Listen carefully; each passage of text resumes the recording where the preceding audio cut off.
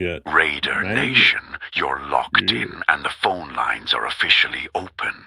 This isn't just a podcast. This is your platform, your takes, your voice, your moment. If you've got something to say, a hot take, a bold prediction, or a hill you're willing to die on, now's the time to call in and bring the heat. No scripts, no filters, just real talk and real passion. So grab that phone. Hit the number 401-830-9189.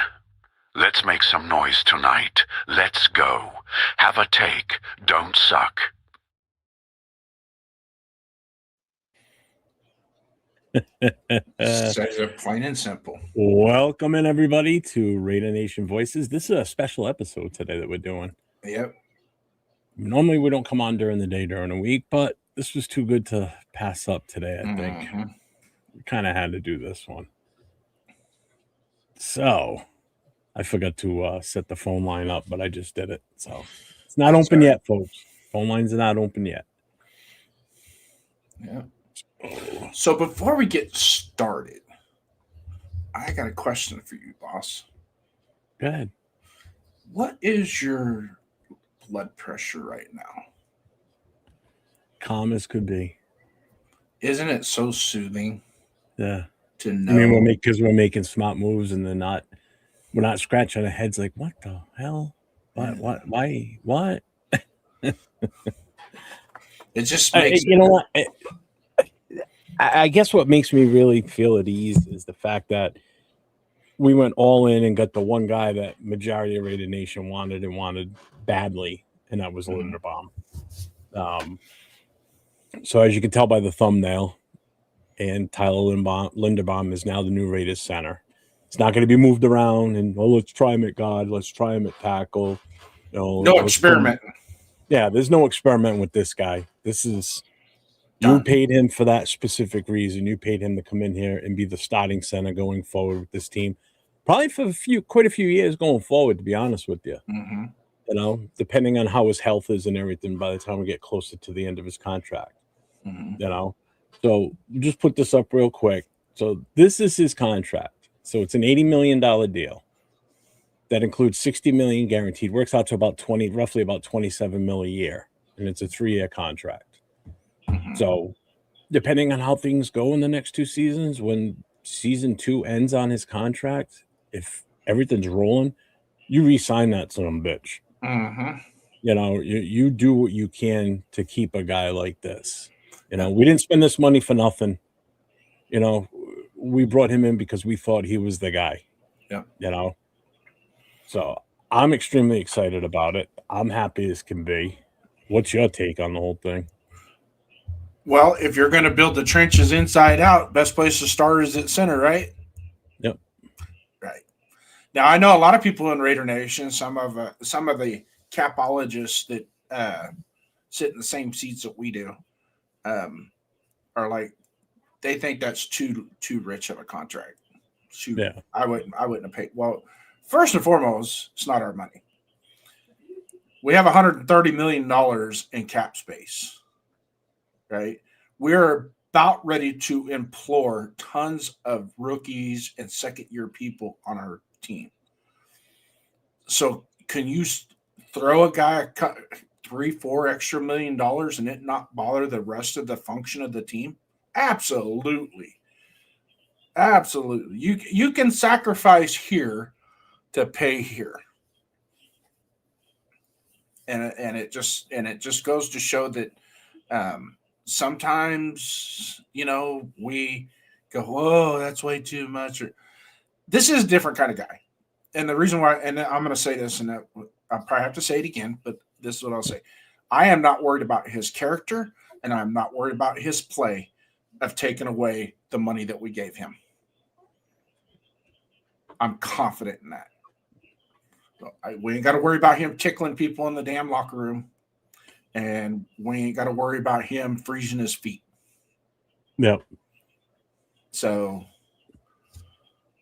let her rip, Tater Chip. We got a center now in the draft, and we're not done yet in free agency. No. We're not No. done. I'm sure we're going to probably reach out, maybe get a tackle or a guard that, might not be a Pro Bowl or All Pro caliber, but somebody that could come in and definitely, I'm going to say the word compete and start. Because like when we were looking at our offensive line last year, with the three knuckleheads we had in the middle, it's like there's teams out there that got backups that are better than what we're starting today. Yeah. So, well, before we roll deep into this, and I agree with everything you just said. I mean, you said it perfectly as far as the no worry going forward and character issues. There's none of that shit coming over with this guy. So let's just hit the chat up real quick. Right on. Before we get rolling with the phones and everything. So we got Raider Ryan's in the house. We got Anthony's in the house. What's up, my guy? Anthony? Absolutely. Tiger Linda. I want to say Tiger Bomb, but Linderbaum, baby. Tiger Bomb. This guy used to use that shit all the time. Yeah. Show Deuces in the house. What's up, my guy? Hits Boy's here. What's up, Hips Boy? Edgar Sosa.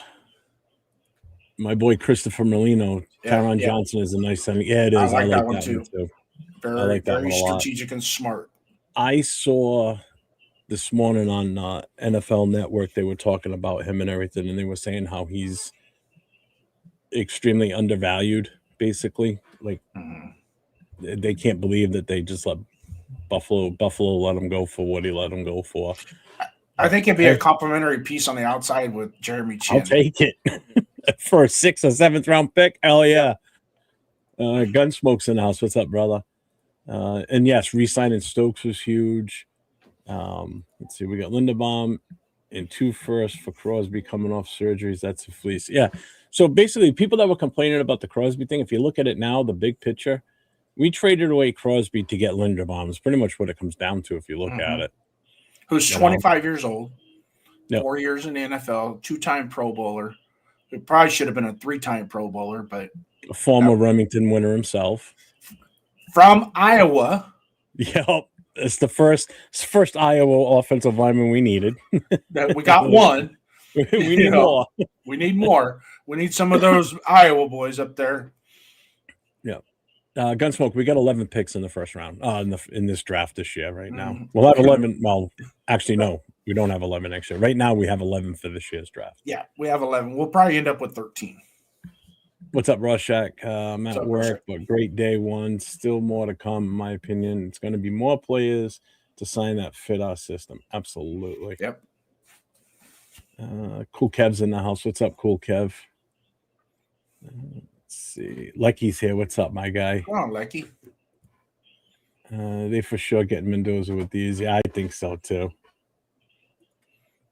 Tyler Linderbaum's in the chat, giving me a $2 super chat. Thank you, brother. That $27 million. Come on. I came to Vegas for one reason, Rated Jets shows. We'll take care of you here. We'll hype you all the day long. Now he's down to $26.99999 million because he gave you $2 super Thank you, brother. I appreciate you. We have a guy that makes calls at the line, JPG, not a cerebral player, more of a meathead. I mean, I'm not saying the kid's dumb. He's such an aggressive guy in JPJ. I mean, he's best suited at guard, and I like him there. Just think of what this left side looks like now. Nah. In all honesty, you're gonna have him at left guard. You can have Colton Miller at left tackle, and you got Linderbaum in the middle. If we're not running on that side with Genti on a consistent basis, I don't know what's going on. A couple off to the weak side, obviously, but man, that left side is going to be. You got your athleticism on the left side for sure. You got the experience of Colton Miller. You got that Mauler, Wisniewski style kind of guy. I'm hoping that's what he completely evolves into, just not the penalty side of it, though. Yeah. TIAG, Tua went to the Falcons. Hey, what's up, my guy? Nice. That's a good place for him. We did? Did that just happen? Quiddy Pay? What? There we go. Quiddy Pay, baby. That's a Rhode Islander right there. He played at University of Rhode Island right here in my hometown, my home state. On. That's awesome.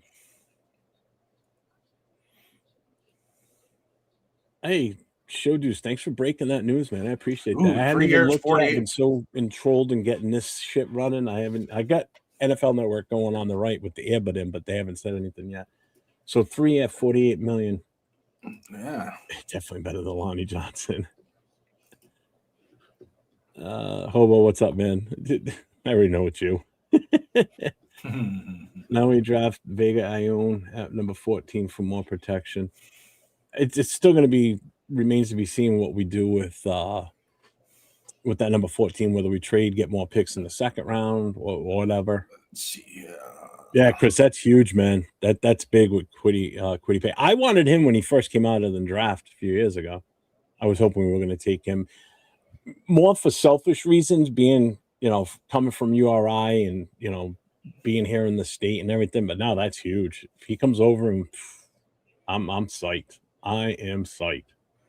What's up, Panda? What's going on? Yep, see, from Rhode Island. Mm-hmm. That's right. He went to Hendricken. Down in Warwick. Yep. We need Jenkins from Green Bay to play left tackle. Yeah, Green Bay just dropped their center.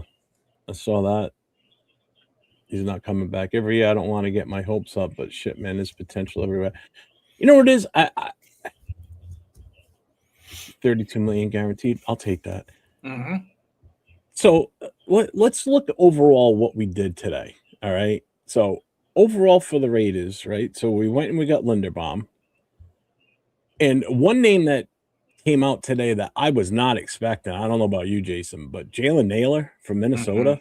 I wasn't expecting nobody was talking to him. Mm-mm. There was no one mentioning his name as a potential for us to grab. I think that's huge. Yeah. The kid's definitely got number one potential, possibly. Mm-hmm. It's just that where he was in Minnesota, behind those two wide receivers up there, obviously one of them being the great Jefferson, he just wasn't getting the opportunities. I think this is a goldmine for him to come here for us. That's huge. No. And he's a hometown kid. Yeah. I didn't hear anybody say anything about him. Nobody. Yeah. That came out of left field. I love that. Yeah. I really do. So that just changed. So not only did we upgraded big on the offensive line, we just upgraded now with bringing in what do you call it? Bringing in Kwity Paye, and now we bring in Naylor as a wide receiver. I mean, those are some good moves so far. Mm-hmm. I'm psyched. I'm happy with this. With what Spytek's doing, 100%. I have more confidence in him now after just day one of all this, to be honest with you. Mm-hmm. Let's see. What's up, brother? Yeah. Yeah, dude, it's a great day, brother. Great day. 3-year contract. Yeah, it looks like everybody's getting 3 years. Jeff, I asked you about Naylor on your post shows. I'm going to find it. Oh, if you did, brother, I must have missed it. I apologize. But I didn't hear even any of the experts. I didn't hear any of these other bigger podcast guys. I didn't hear any of them saying anything about Naylor until I saw it hit today. If you did, then kudos to you, brother. If you brought it up beforehand, man, all the credit to you on the that. The conference, and I think Raider J mentioned it, or Jot Raider mentioned it as well. But it's been so long. Sometimes you forget. And it's just, sometimes that happens. I mean, shit. They're sitting there watching a draft, and when we picked Brett Bowers, I was like, huh? I had totally forgot all about him. I was like, nobody picked him? What the hell? All right, we'll take him. Hell yeah, we'll take him. So, Ja, how did we get those picks? 135 and 175? I think those are the Jacoby Myers picks.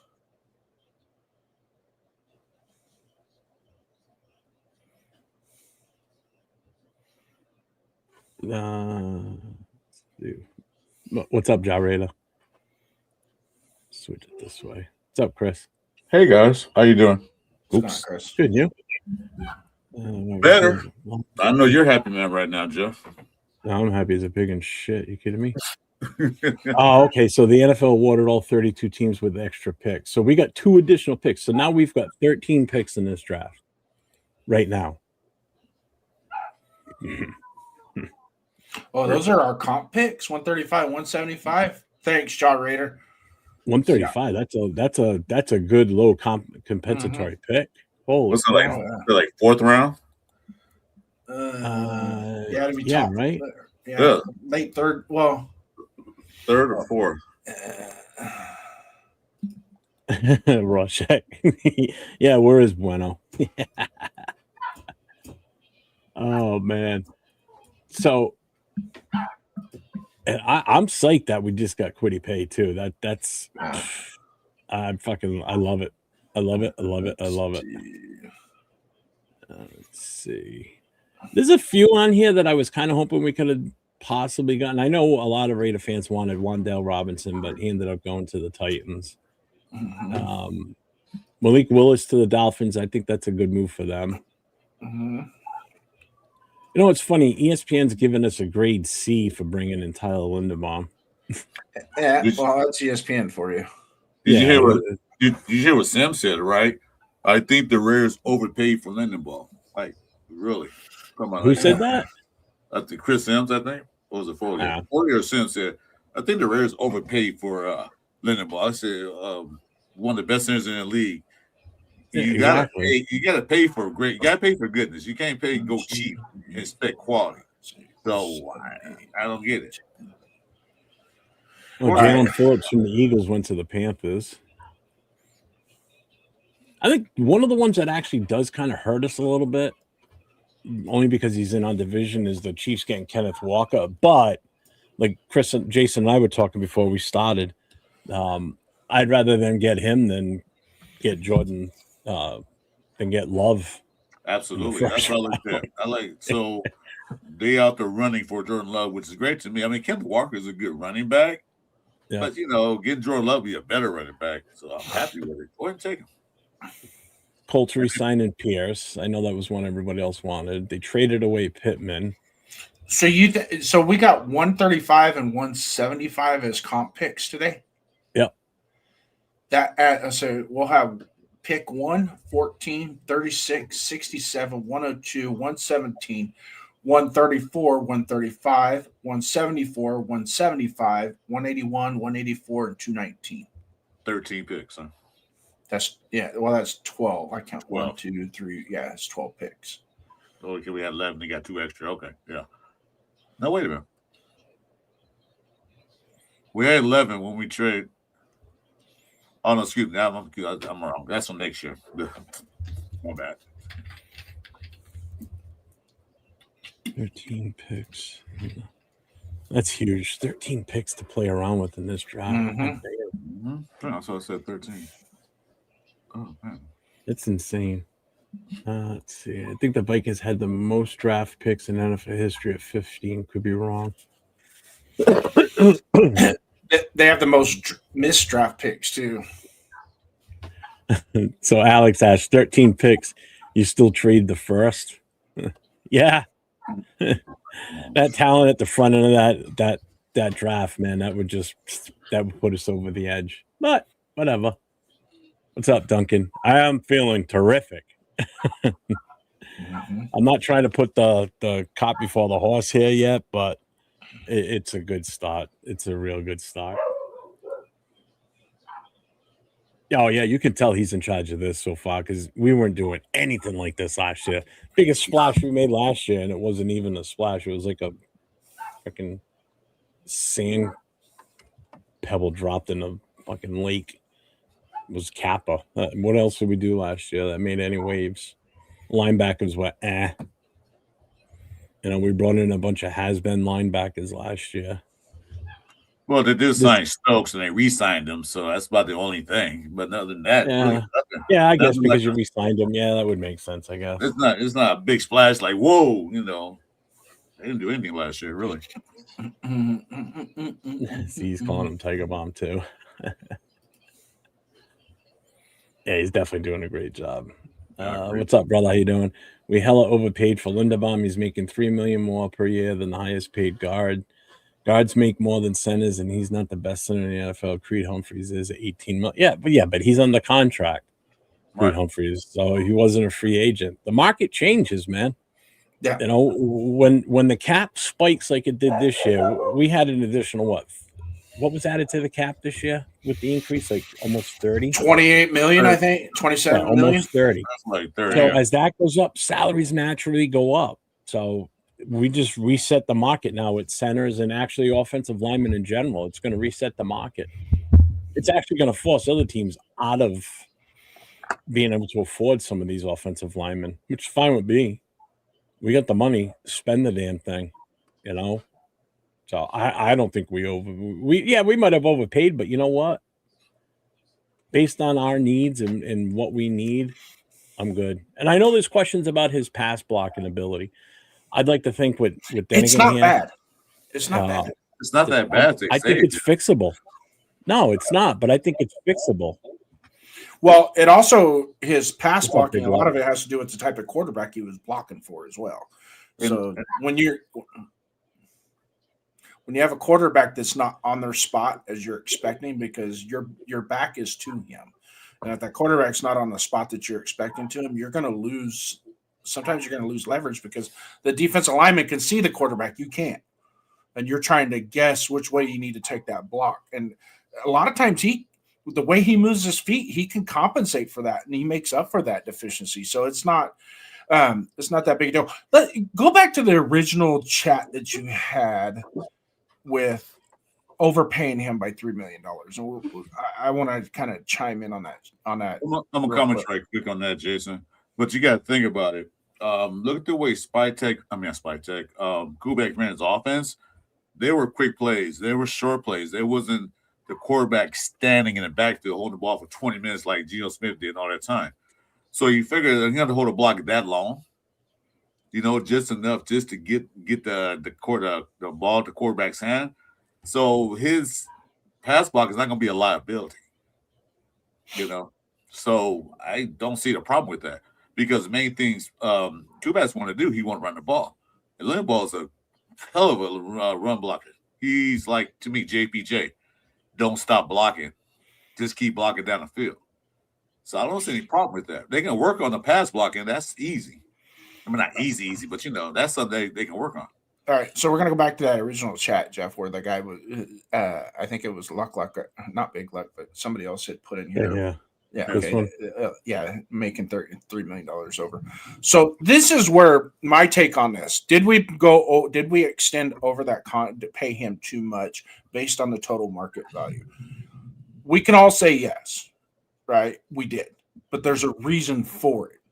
And the reason for it is we are about ready to bring in a plethora of young rookies, second-year, third-year veterans that we're going to have on the roster. We're going to be a very young roster, and our total cap exposure, that is not going to be an issue. So you can take that extra $3 to $5 million that you would normally pay for JPJ or Austin Genty or Brock Bowers, and you can kind of move that to a different position and emphasize that position a little bit.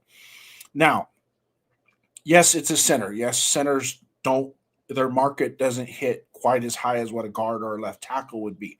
I get that. But sometimes when you have the ability to get that absolute player, when I say absolute, a guy that you can count on week in and week out, play by play, is going to be the upper echelon in the performance. You just do it. And spend it. I knew they were going to spend a little bit more on the center. But I'm not mad about it because we could recoup that money later. Okay. We get him in the door, and we're not going to take it from him. We'll just take it from somebody else. No. And we got so much cap space. So I'm not even worried about it. I mean, I would rather overspend on Linderbaum than overspend on Mike Evans. Yeah, real quick, Big Luck. I know you said I said Linderbaum. I said there's probably not a good chance. I thought for sure we were going to lose out on the Linderbaum thing. I thought the Patriots were going to go heavy on him, to be honest with you. And from what I heard, they're not even one of the ones that were in the running now. It was from what I heard, it was Giants and us. Cleveland, huh? I believe the Giants. Cleveland definitely threw their hat. Well, I heard he didn't want to go to the Giants because of one of the coaches that came in, and he doesn't like the guy or something. I don't know. That's a rumor I heard. But I know it was definitely Browns was one. I think the Cowboys was the other. There were 3 other teams besides us. I forget the exact names that they said. But I think we definitely had the upper hand on this. Yeah. So, which is fine with me. So, winning. Yeah, I agree, Ja. He jumped 12 mil from what he was getting before. Don't forget he was still on a rookie contract because he was. They didn't take his 5th-year option, so they couldn't franchise tag him because of that. Purposely because of that, and they basically were saying, "Hey, he's out. He's done." You know. What's up, Becky? How you doing? What's up, Fair Raider? Yeah, exactly. People were saying the same thing when we signed Rodney Hudson and how that turned out. It was great for us during that time. It was good. Come on. Everyone else in free agency so far has got overpaid. There's been a lot of them. So what do you think about it? Is. But we're gonna have to change some rules a little bit here because now there's 3 of us up here. What do you think about Kenneth Walker getting a $15 million contract? What do you think about that? Let KC spend the money. Yep. Yeah, I'm good with that. I'm coping with the overpay this way. Hopefully, we really set the market, and the next couple of centers get paid more. Then it looks like we got to steal. Exactly. Look what happened last year when we re-signed Max to that contract. It spiked the market after that because Myles Garrett went for like a killer contract after that. And then you look at the way we structured Max's contract. That's why we were able to trade him so easily, to be honest with you. There was such a team-friendly contract. 2 years in, and Baltimore can walk away. No money out of their pocket. They're done. Cleaner. Boom. Bye. Yeah. Yeah, and that's the big thing everybody has to look at right here. What Duncan just said. If Linderbaum does good, it won't care. It won't matter what he got paid. It was worth it. It was worth it. If Gentry runs for, like, say, 1,600 yards because the offensive line is 1,000 times better than last year, is anybody going to be crying about how much money we spent on him this year? They will totally forget about how much they paid him completely. If he runs Jason, you're going to cry?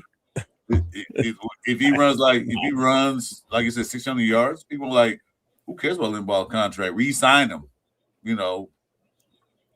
extend him. What the heck?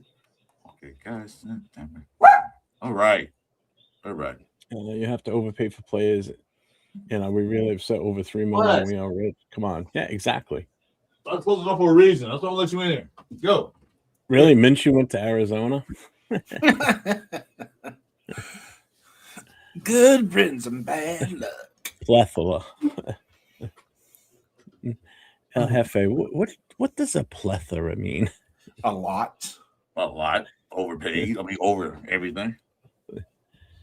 That's like a millionaire complaining about he lost $300. Like, it doesn't even make sense. But his talent, exactly. Yeah, agreed. I'm just bummed we're not going with JPJ at center. I think he's better and cheaper. I don't think he's better than Linderbaum at center. All in all, not at all. No, he's definitely not better than Linderbaum. I still, and I stand by this. JPJ is definitely a better guy than center. No. Plain and simple. First of all, that's what we drafted him at as a guard. We didn't draft him as a center. He played center his 1 year, his senior year at Oregon. Yeah. Every year before that, he was a guard. Mm-hmm. He just happened to have a really good year his senior year, but his senior year. But what are you going to do? Yeah, but see, when he was at Oregon, the calls were made for him. He didn't have to make the calls; they were already made for him. That's when they'd clap their hands and they'd all stand up and look at the cue cards on the sideline. Oh, okay, this is what our blocking assignment is. All right. The big thing that with him is not so much that he doesn't know the calls; he actually would forget to make the calls. Yeah. Because there's some plays where you definitely have to identify that Mike linebacker and where the pressure is going to be coming from. Hey, boss, I think we're getting close. Are we caught up yet on the chat? Getting there, huh? Oh, almost. I'm a little behind. Yeah. Where are you at? Let me see here. If you want to go ahead and start opening up the phone lines, I can take over the chat from here, and we'll roll until we get the phone lines. Yeah, open. Go ahead. Let's see where you just. All right, everybody. Phone lines are now open, so feel free to call in. Phone number is right there, 401-830-9189. Just keep in mind, when you talk, all three of us will be able to hear you, but you will not be able to hear Chris or Jason. So if you got a hot take, drop it, and then you want to just back out and then listen. We'll try and keep it to about a 2-minute conversation if we can. But I am going to do this. So I am going to pose a question. So if somebody calls in, this is the question that we're going to ask. Does the Linderbaum signing fix the Raiders' offensive line? I want to hear what people have to say about that. And I'll keep my take until later.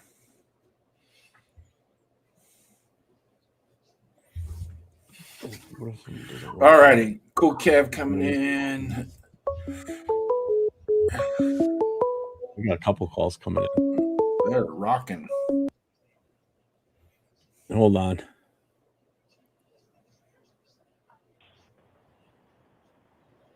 You're on with Raider Nation Voices. State your name. Rorschach's Journal, I knew March 9th, 2026. First and foremost, to the hosts, Beth, Jason, Chris, salute to you. Now that the offseason has started for our Raiders, we are now major players and not Dollar Tree shoppers. First and foremost, to your question, is the Linderbaum signing over rated or overpriced? No. Think about it. How many times have we been in this position where we couldn't afford players and we end up signing the best available lineman / center when it starts? I mean, you got to give them credit for that, because now that we're in Las Vegas, even though we don't have home field advantage yet, we have the cash that we can spend, and we can give them their bonuses and all that stuff up front. Think about it. Now we're major players. So there's no question you're going to have to overpay for something like that. And there's no state tax in Vegas. So we're going to get the players that we want, which is great, because we've never been able to do that before. Now that Spytek is able to do his job, he's going to start cooking, and we're going to really look like a major organization for once, and who knows how long. As for everything else, it's all going to fall in place. We just got to be patient, because, again, we haven't been here before. Yeah. This is something new. Think about that. It's not the old Raiders. This is new. So you flip Max for 2 first-round picks and Linderbaum. That's basically what you did. And you saved the money on him, you know, instead of paying Max. What do you save? About maybe close to $5 million? And you're able to pay another player. So you get 2 players for a little bit over Max Crosby's salary. Yeah, if you look at it that way, that totally makes sense. So basically the money we were spending on Max, we just took and put towards him with a little bit left over. So, yeah, you're right. Ultimately, we saved money if you think about it. Mm-hmm. And remember, he's going to make JPJ, and he's already tweeted it, because I was watching Graf's show earlier. I was on fucking since 8:30, working and trying to, listening. He's already put it out there. Hey, we're ready to get to work. He's happy about it. So Linderbaum's going to make JPJ a lot better. So this line, they're not done. This line, remember, it's going to fit. He's looking for players to fit the offensive system, and he's looking players to fit the defensive system. And we got 2 more draft picks now. So I know what they're going to do is solidify for Mendoza when he does play, even though, you don't like him, but he is the number 1 overall pick. We're going to get him. Now you have room to play with. You have the number 14, and you got just 2 more compensatory picks. So it adds to our total of picks. So he's going to wheel and deal in the later rounds, maybe even the 14th pick. If our player is not there, he can trade down get some more picks, and then select the guy that you don't select at 14, you select at 20 something or a few picks down. This guy's actually fucking playing chess, man. 3D chess, like in the Big Bang Theory, not regular chess. And we're here for it, right?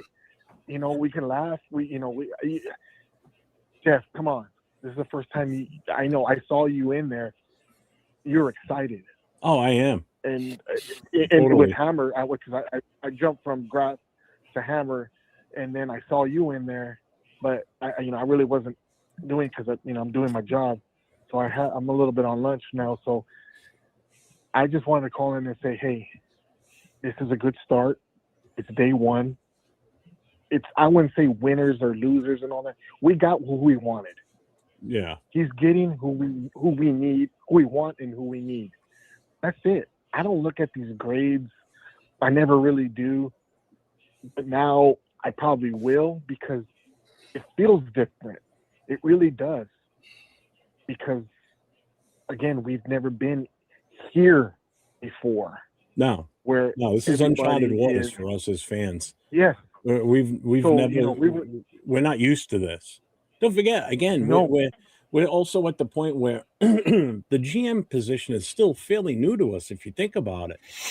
We never had a true GM as long as Al Davis was alive, and any ones that we've had in here have been other than possibly Reggie McKenzie. Yes, I know Telesco made some decent moves, some decent picks and such. But this has really shown me this year versus last year that Spytek is 100% in charge of this, and he's doing it, and he's doing it smart.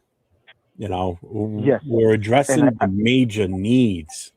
We're not going out and like, oh, this guy's the best receiver out there, even if we didn't need him, or top tight end, let's go get him anyway. We're not doing shake your head type moves or scratch your head. He did.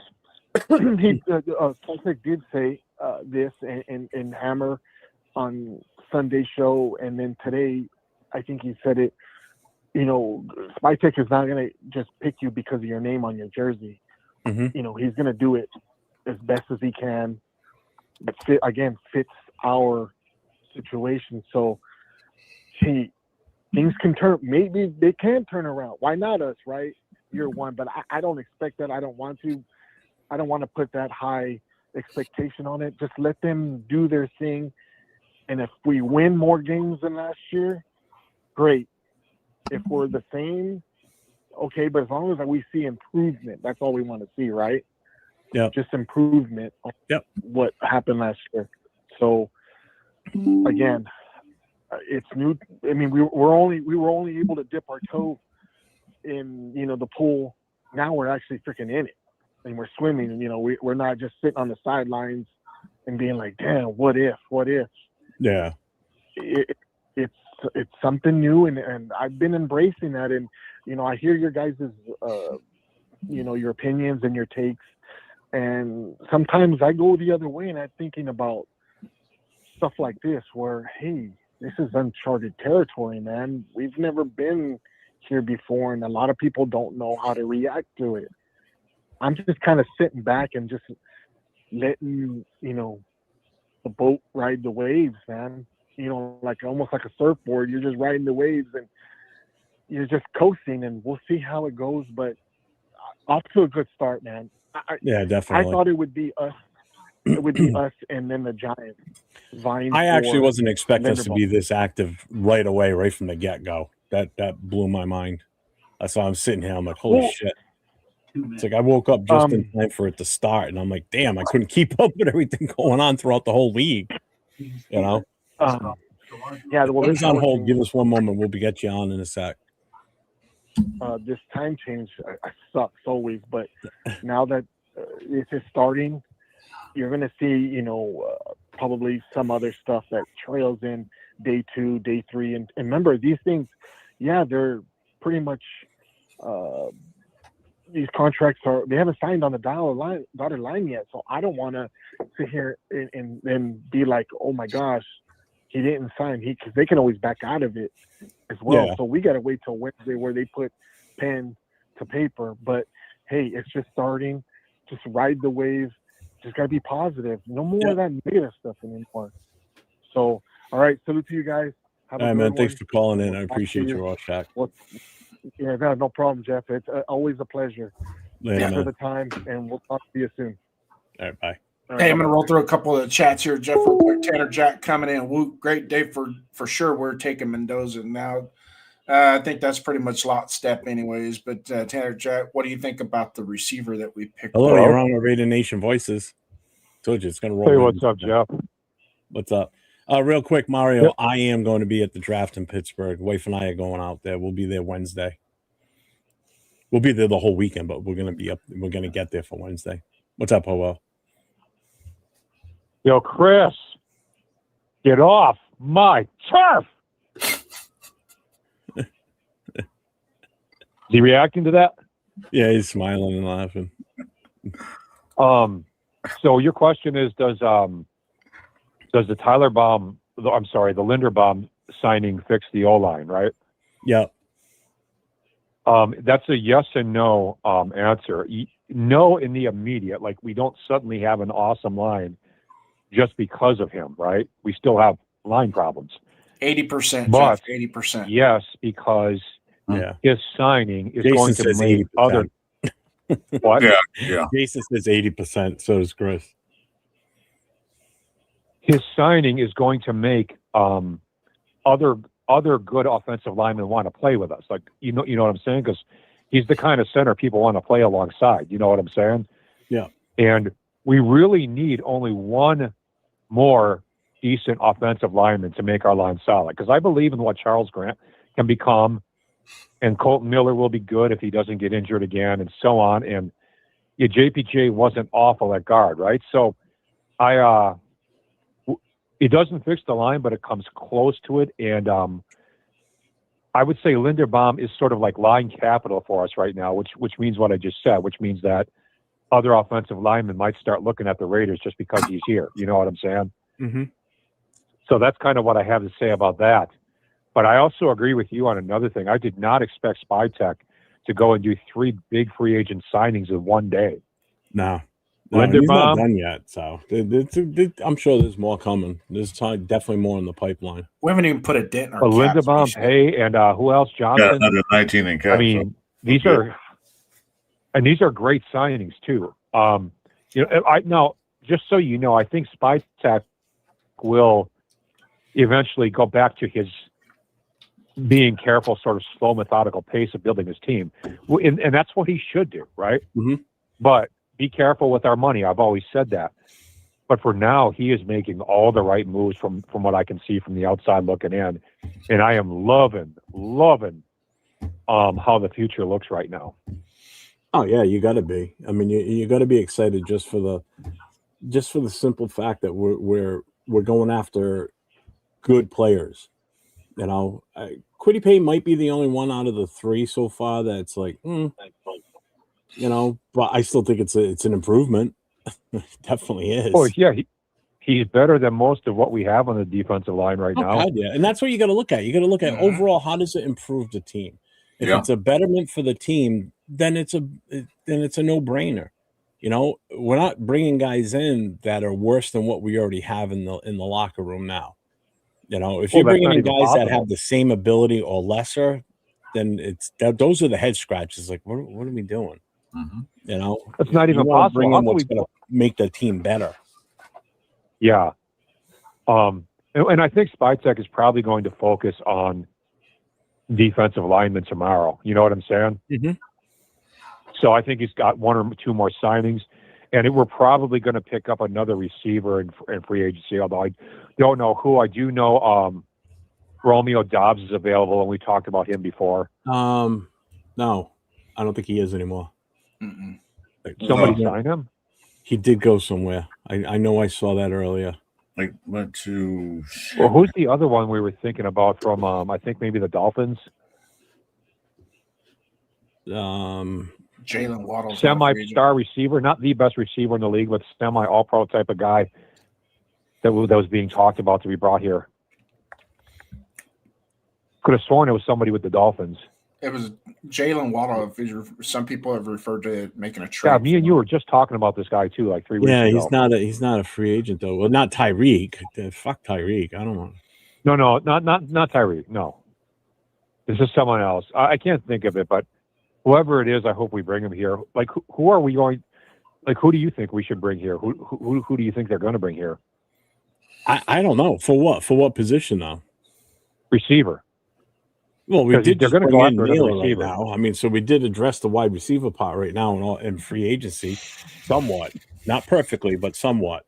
I mean, it depends. I don't even know what's still out there right now because there's been so many moves that have already gone on. I'm trying to find what I saw about Dobbs. I could have sworn he went somewhere. I'm almost positive he did.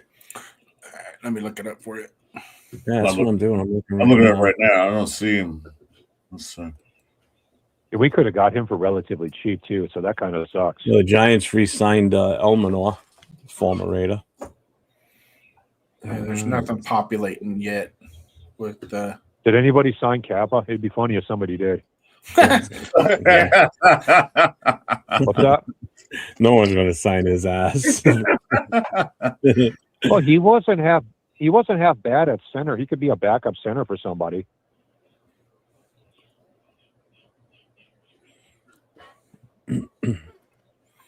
But anyway, I don't know, man. I think we need one more receiver just for, just to give have like a dual threat type thing going on. And then I think we need one more offensive lineman that he doesn't have to be a superstar, but just like a decent one. And then our line is set. Then we can depend on Lindenbaum, whoever this guy is, Grant, JPJ, and Miller. But we should get a decent backup for Miller in case he gets injured again. Oh, wow. Look at this. So Daniel Jones in his reps just rejected a 3-year, $100 million offer, which was $33.5 million a year from the Colts. Coming off a torn knee. He rejected it? Yep. And they counted with a contract worth about $50 million per year. Yeah, I heard last week that he signed that contract. He rejected it. Him and his reps, his agents rejected the original offer from the Colts, and he counted with a $50 million offer. How stupid can he possibly be? He's not Joe Montana. Just let you know, Jeff. Romy and I know he's getting if that's the case, his head is getting way too big, man. Either that or he just wants to get out of Indianapolis for some reason. Yeah. But he's not a quarterback that's like, I know he did well last year, but he had great coaching. But he's not a quarterback that's going to come into. I mean, he's not Drew Brees by any stretch of the imagination. Yeah, Eric, I think that evens it out. I mean, we save money in the long run too.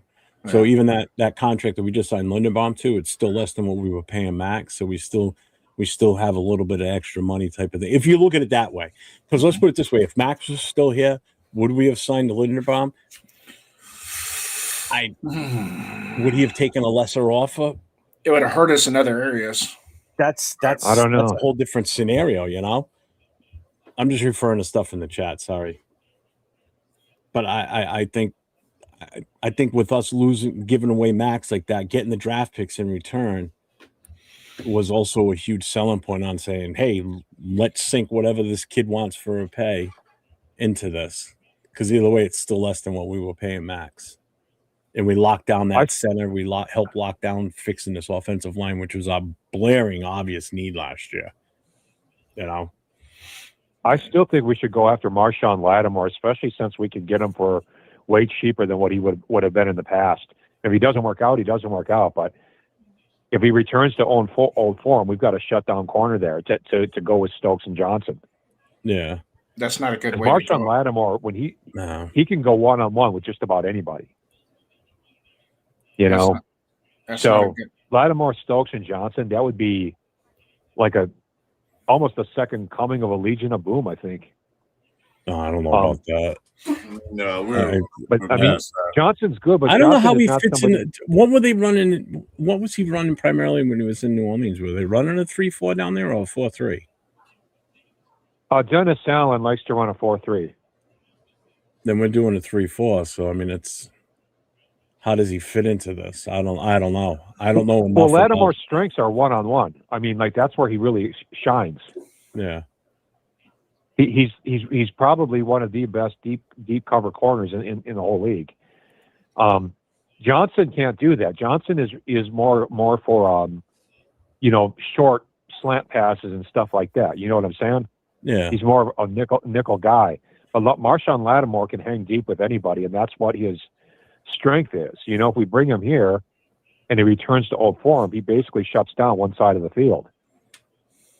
Remember, everybody, phone lines are open, 401-830-9189. Call in, drop your hot take. Yeah, and I'll let you get to the next caller, man. I've said what I needed to say, but I will talk to you soon. Thanks, Hobo. All right, man. Thanks, brother. Yep. Good. So I was saying that receiver he's still available. Dobbs is still out there. Yeah. So I don't know if they're gonna target him or not, but he's still there. I wouldn't say. I mean, we're better than what we were at wide receiver. I don't think we're done with the wide receivers yet. I don't. I think we still need to do something else to add. We're going to be aggressive at wide receiver in the draft, Jeff. Yeah, so I think they're going to get a receiver in the draft or anything else. I don't know how I feel about that kid from USC. I know he's talented and everything. The kid just who Lemon? Yeah. I mean, Chris, you're a USC guy. Yeah, I mean, I'm a USC fan, and he doesn't rub me the wrong way, but it's like, dude's weird to me. It's just he seems like it's all about himself. It's just weird. I mean, how is a kid like that going to fare in Vegas? Is my question, because he seems like he's totally out there. Yeah, he's like, yeah, he's weird. I mean, on the field, yeah, he's pretty good, but then. Everybody talking about he can catch, he can do that. But one thing I remember, folks, is that off the field, just as important as on the field, what they do off the field. And a lot of excuse me, guys. And I agree, Eric. We got to start looking at linebackers in free agency. Whatever's out there, is it something that's worth bringing? Oh, the Bears are trading wide receiver DJ Moore to the Bears, to the Bills. Yeah, that was reported the other day. Yeah. For a second-round pick. Wow. See, Javre says, I'm in a Cardinal live chat saying, haha, we got Linderbaum. The shit these Cards fans that they got better. Way to go, John Rader. Than we will. There you go. Roll them.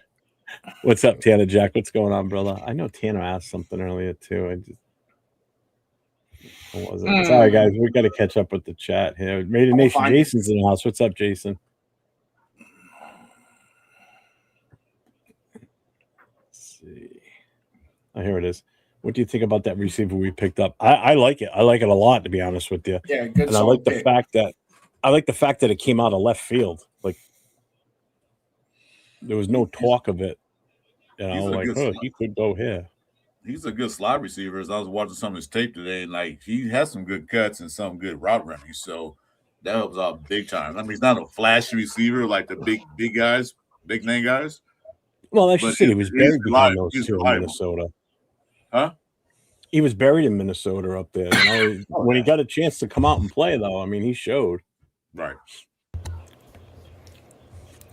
Let's see. What's up, Brandon? We got to catch back up here. Sorry, chat. We're way behind. What's up, Tex? What's going on, man? How you doing, brother? What's up, Tex? What's up, John? What do you think we drafted number 14? Talk to me after this first big, massive wave is over with the free agency, and then just totally look at the roster, and then I think we'd have a better feeling. I mean, it doesn't mean that we're not going to – I mean, we could possibly still – I'm not saying me. I'm saying the Raiders could possibly still move that pick too. I mean, they could do anything with that. That number 14 is not solid. Let's put it that way. We've got things we can do with that 14. The one obviously is going to go for Mendoza, which is fine. We've now started the solidification of this offensive line where I feel confident that if we brought him in, we're going to be able to protect him way better. Makes you feel a little bit better what we did today. Yes, it does. Yeah, it does. Yes, it does. It still remains to be seen until we get into the meat and potatoes of stop practicing and preseason games and everything, how good these guys really are together as a unit. But on paper right now, already a better offensive line than Well, see, with last year.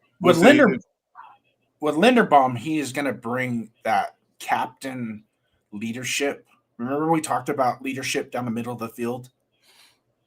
He has that. He was that for Baltimore. He was that leader. So, and you bring it right down the middle of the field, from the quarterback to the center, to the nose tackle, to the linebacker, to the strong safety. And then you let the rest of the leadership filter out. But utmost, I mean, there's so many intangibles with bringing him in that you're not even going to see those on tape. You know, he's from Iowa, for crying out loud. It's like they breed these guys out in the field. Oh, they do. Nebraska, Iowa, all those corn-fed guys, man. That's what they do. They breed them. You go look at that offensive line coach at Iowa, at his resume. Oh, I didn't know that. It matches it right up with Rick Dennison.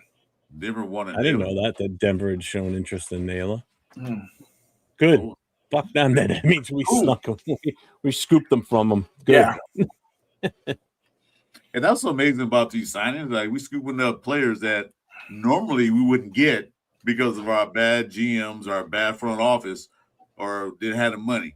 But now we're getting some good players. I mean, like I said, Linderbaum was the surprise of the day.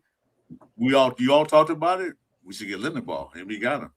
Now, Naylor was a surprise, and the other guy was surprised too. Cornerback we got, that trade. Normally we wouldn't get stuff like that. Not in the past. We will sit back sign like Kappa and stuff like that. So a question for the chat and anybody that calls in, and for you two guys up here with me too. What position should the Raiders go for next or attack next? What's the next priority?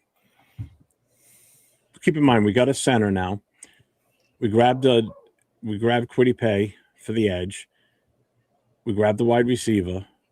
We traded for a corner. We got a We defensive re-signed end. Stokes. The defensive pay, yeah. I'm gonna say linebackers or a free safety, a dedicated free safety. If they don't get one in the draft, but I'd say a linebacker and a free safety, or either or.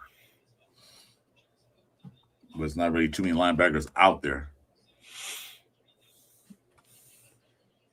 So what did you say, Jason? Devin Lloyd hasn't signed yet, has he? Who? Lloyd? No, I haven't seen anything on him. Or Edmonds? Yeah, has he signed yet? Edmonds? Nah, he went to the Giants. Are you shitting me? Yeah, no, seriously. He signed with the Giants. I took down my tracker. It was slowing down my 1999 Commodore 128. Well, you're on a Tandy. What do you expect? Texas Instruments special. It's a Commodore 128. Okay, relax. Radio Shack. Jason's streaming live from his speak and play. So speak and say. See, it's a CNC. You got to pull the handle. CNC, yeah. Whatever. Pull the handle. John says running back. Need a vet running back to run with Jetty. I don't know if we necessarily need a veteran. We just need another running back to complement him. And I if we don't do it in free agency, I definitely see us doing it in the draft. We have to because right now we got Genty, you got Kalia and Laube, and I'm not safe. I don't feel safe with those two backing him up. They're not the type of change of pace guys. We still have Zamir White too, don't we? No, we don't. He's free. No, we don't. He's free agent. Yeah, Mozart was only a 1-year deal. He's gone. He's out. Yeah. So we've got 3 running backs on this roster right now. And Ingold, we can't even go for him for fullback because he went to the Chargers. I'd like to see him get that fullback from Indiana. Your fullback / tight end, yeah. Cool Kev says still need 2 corners, linebacker, and a D tackle. I think we're going to get the tackle in the draft. We're going to get one of those zero tech guys. Yeah, we're gonna need a bubble butt in the middle. Yeah, and there's some really good ones. I mean, Chris McClellan is projected to go in the 4th round, and if we get him in the 4th round, I'll be ecstatic. See, I get what you're saying, Nugget Overdose, but I don't see us drafting a center now. If we didn't get Linderbaum, I was all for drafting one. I personally, I know everybody's high on Slaughter. I really like the kid from Kansas State, Hatch. Yeah. Heck. I like that kid. I like what I saw from him. He's built the way you want a center to be. Mm-hmm. He's built big in the ass. So he's bottom heavy basically. So it's going to be tough to move a guy like that. Mm-hmm. Duncan said, need 2 linebackers, a free safety, 1 or 2 corners, a kicker, and a returner.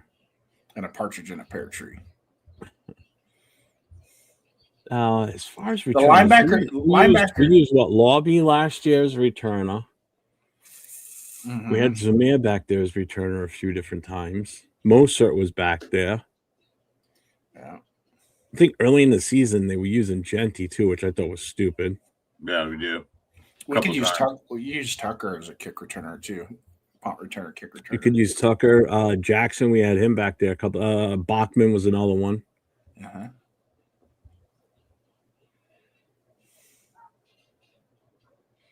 I don't know, but we definitely need a kicker. We're probably just going to get one in free agency, whatever's out there. There's going to be kickers that are UDFAs coming out of college. Yeah, exactly, and that's the other thing. And nobody drafts a kicker except you. Yeah, we do. Yeah, we do. Well, we did.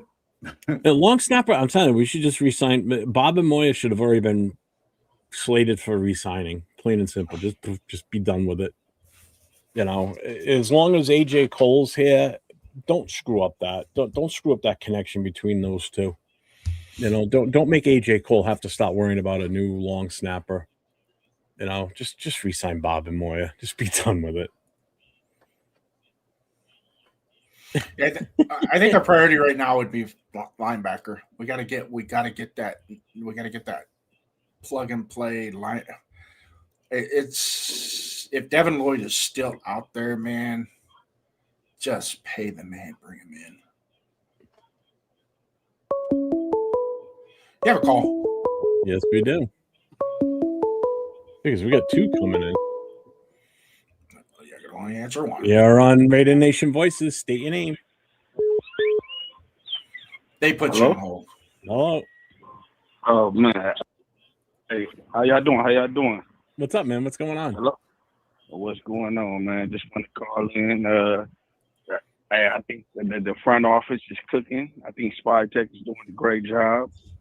I like what they're doing. I love the Linderbaum pick. I mean, not the pick, but the pickup. I think that's good. I like the receiver. He kind of reminds me a lot of Trey Tucker. He doesn't seem as fast, but height-wise, he's around the same height. I kind of like being too deep at least every position. That's what when you see good teams, when the players hurt, that's why you never see lost production, with the good teams because they're deep at multiple positions. So, I think it's good to have a couple of slot receivers, So far, so good. I do want to see us maybe pick up more linebackers. I'm hoping for Devin Lloyd, but who knows? I know we spent a lot of money so far, so I don't know how that's going to go. But I do want to get you guys' thoughts on what do you think we should do in the draft? Of course, after the Mendoza pick with the number 14, because I think these picks are important. The number 14 and that number 36 pick. What do you guys think we should do? Jason, you want to answer that one first? I'll relay for you. You won't be able to hear his take.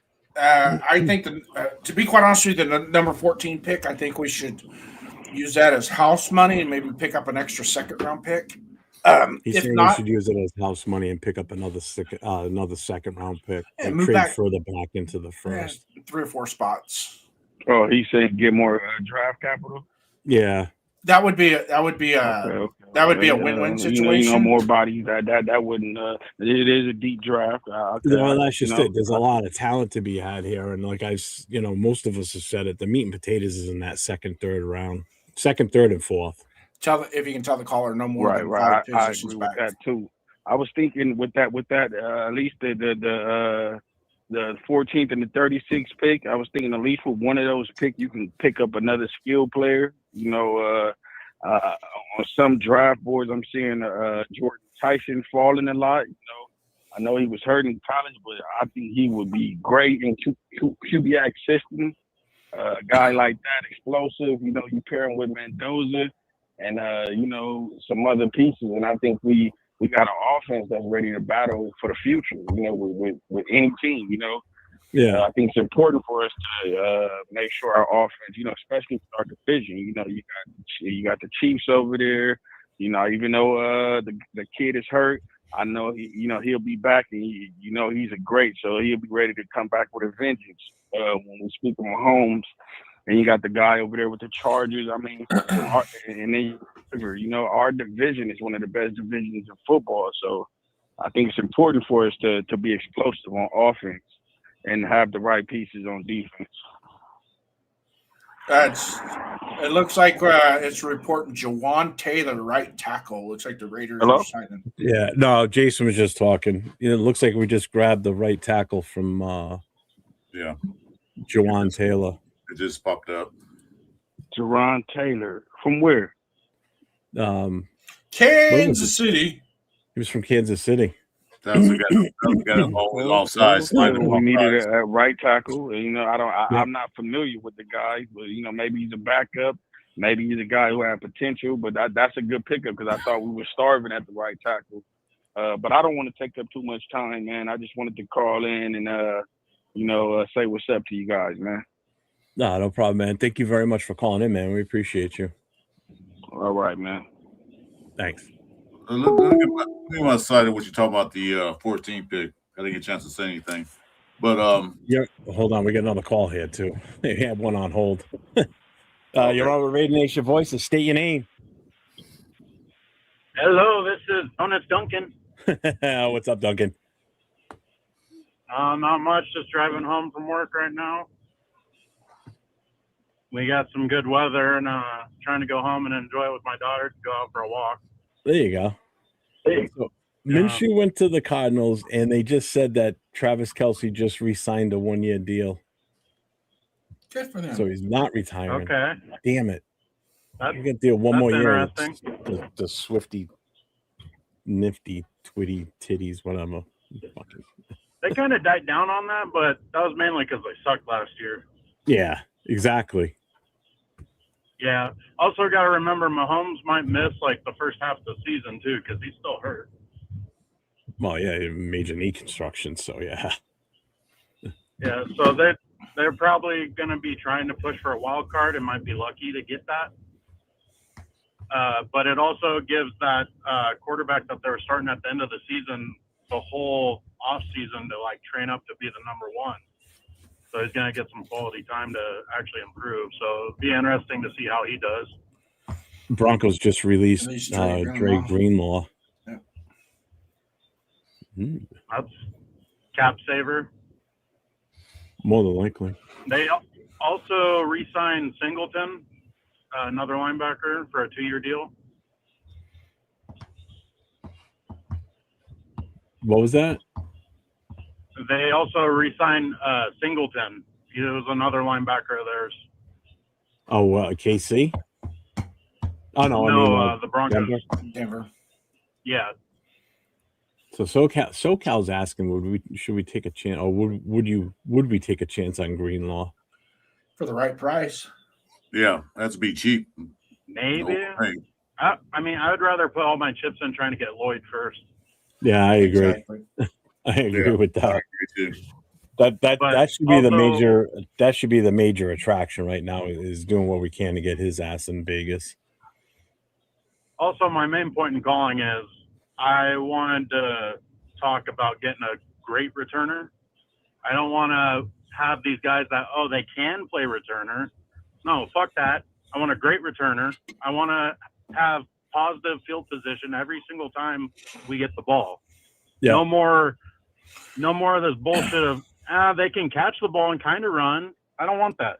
I want a great returner.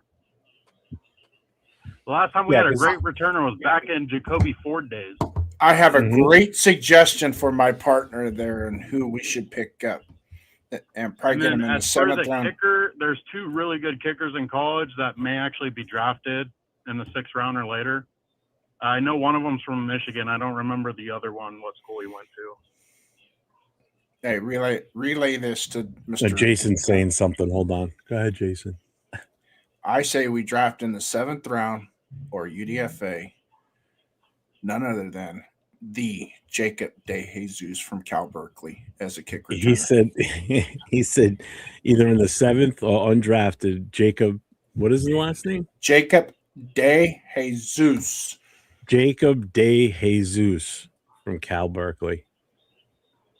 Undrafted. I take him in as the a 7th. UDFA or even in the No. This is personal, MFers. We're drafting him. He said it's personal. He wants us to draft him. Yeah, that's a guy he knows that while he was at Manteca High. Mm-hmm. Oh, yeah, that's why. He went, You're catching on. I know. Jason keeps bringing it up, which is awesome. I love it. Chris is wearing his Rod Martin jersey right now. That's what he's wearing. I need an excuse to buy his jersey from the Raiders. And he's a... No, somebody just asked Chris in the chat what jersey he was wearing. Oh. Also, in the late rounds, I really want Nowakowski, the tight end from Indiana, because he can play fullback. He can also move out to the slot. He's going to be a great utility in the NFL. Marcel Reese. Yeah, you know what? People call me crazy when I said we still need to look at a tight end late in this draft. Because you still don't know what's going to happen with Michael Mayer. Is he going to survive the whole season or not? You know, Brock, hopefully he stays 100% healthy. You know, we need to have something else as another plan, you know? Give Nowakowski number 45. Nowakowski, I'm not looking at as a true tight end. I'm looking at him as a utility player and mainly a fullback. Yeah, which is fine. I'm fine with a utility guy. So it's a depth piece at tight end, but he's not there just for depth and specialties. He can actually contribute in other areas. Yeah.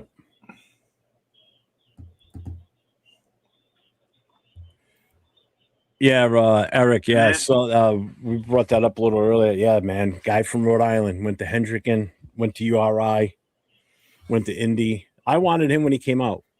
I was all for him. Kind of the same thing we're talking about now, Jeff, with Jacob DeJesus. Does anybody know if Nakobe Dean signed with anybody? I haven't heard. Have you guys heard? I know. Was it Kobe Bryant went somewhere? Somebody. Where did he go? Let me see if I can get my tracker to work. Yeah, Kobe Bryant signed with somebody. I knew that was because I heard people crying about that one.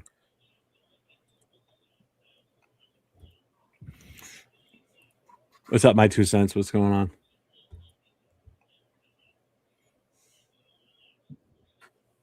Try to see. I don't think there's anything else big going on right now. Oh, Anzalone went to the Bucks. Not bad. Who did? Anzalone from Detroit. Holy that's a good pickup. Yeah. Yep, there it is right there. Just saw it now too. Giants signing Edmonds 3 years, $36 million, $23 million guaranteed. That's crazy.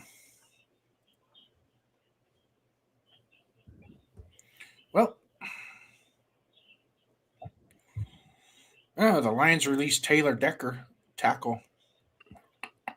Also, for the offensive line, I think we need to get 2 more guys, whether one be in free agency and one in the draft or 2 in the draft. Tell them we just signed Taylor from Kansas City. Yeah, we just got one from Kansas City just now. Oh, really? Yeah, you on the? I said it while you're on the phone. Jawan Taylor. Okay. The right tackle. So Greg asked, you like the moves? He goes, I'm enjoying this. Yeah, we're all happy with the moves so far, right? I mean, Jason, Chris. It's very strategic. Chris? Oh, I'm just looking at what's going on here. I'm just seeing all the updates. Oh, yeah, I'm happy with the moves, man. This is what we should have had a long time ago with these GMs. He's making smart, calculated moves. You know, he's signing guys to 3 years, not signing a 1 year deal, but he's signing guys to a good contract. You know, So I'm happy with it. Yeah, you're right, Greg. Can't be mad. Can't be mad with these moves. So They're smart. I'm just trying to get these free agents, all the guys down together, see what's happening. Sorry about that. Yeah, I know it's a little too. Oh, sorry. I was gonna say I know it's a little too early for this, but if you guys, what, just for shits and giggles, I know it doesn't really mean shit right now. What are you giving the grade right now for the Raiders for these free agency moves so far today?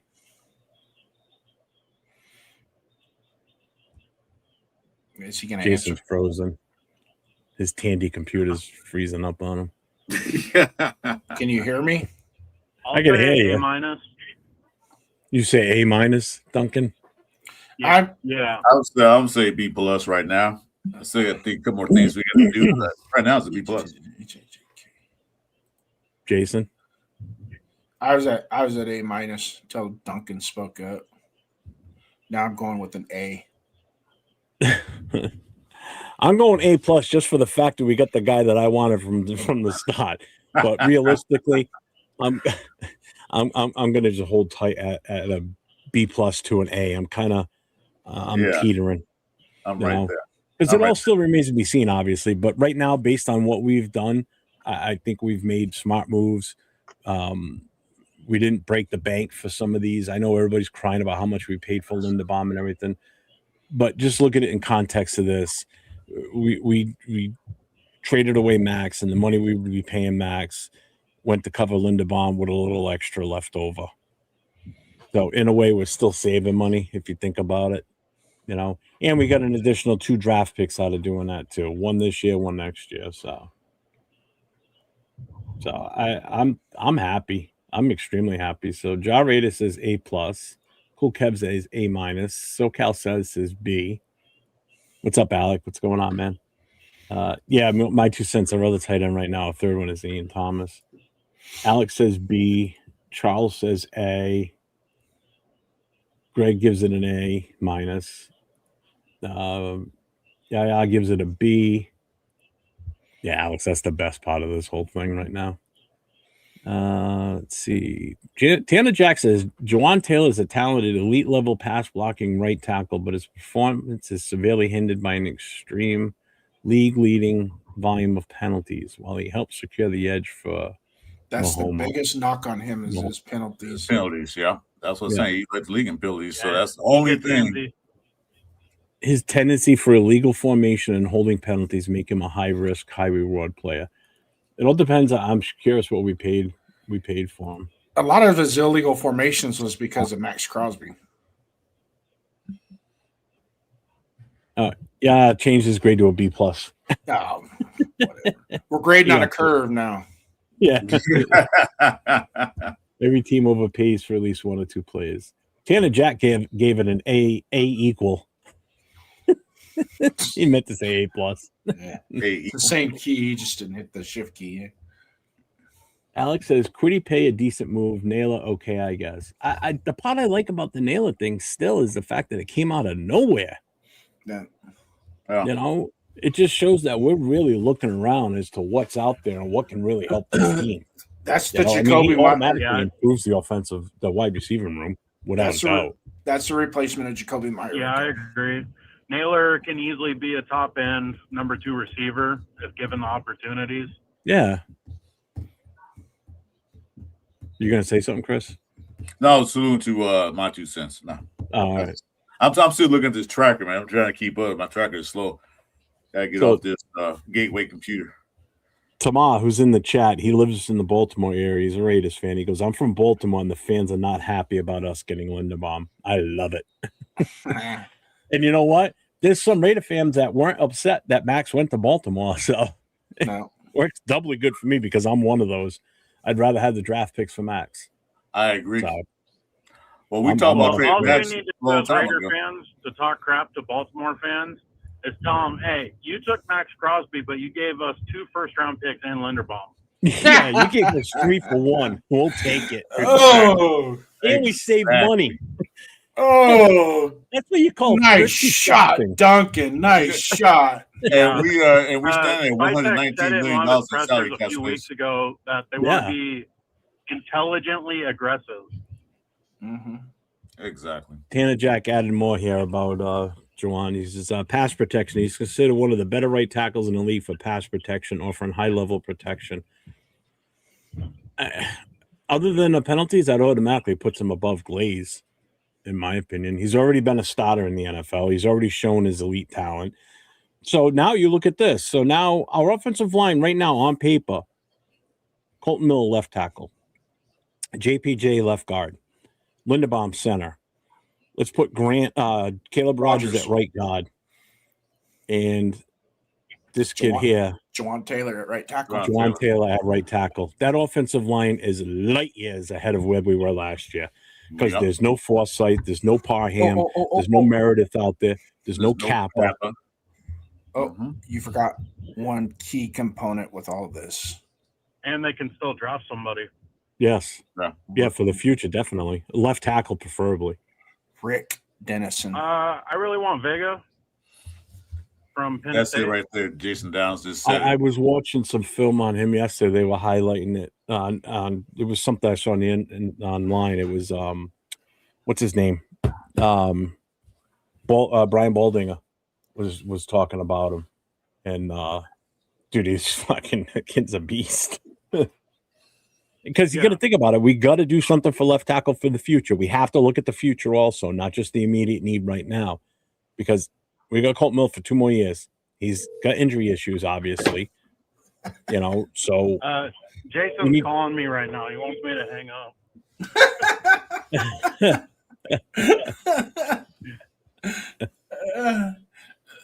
Jerk face. No, I'm not.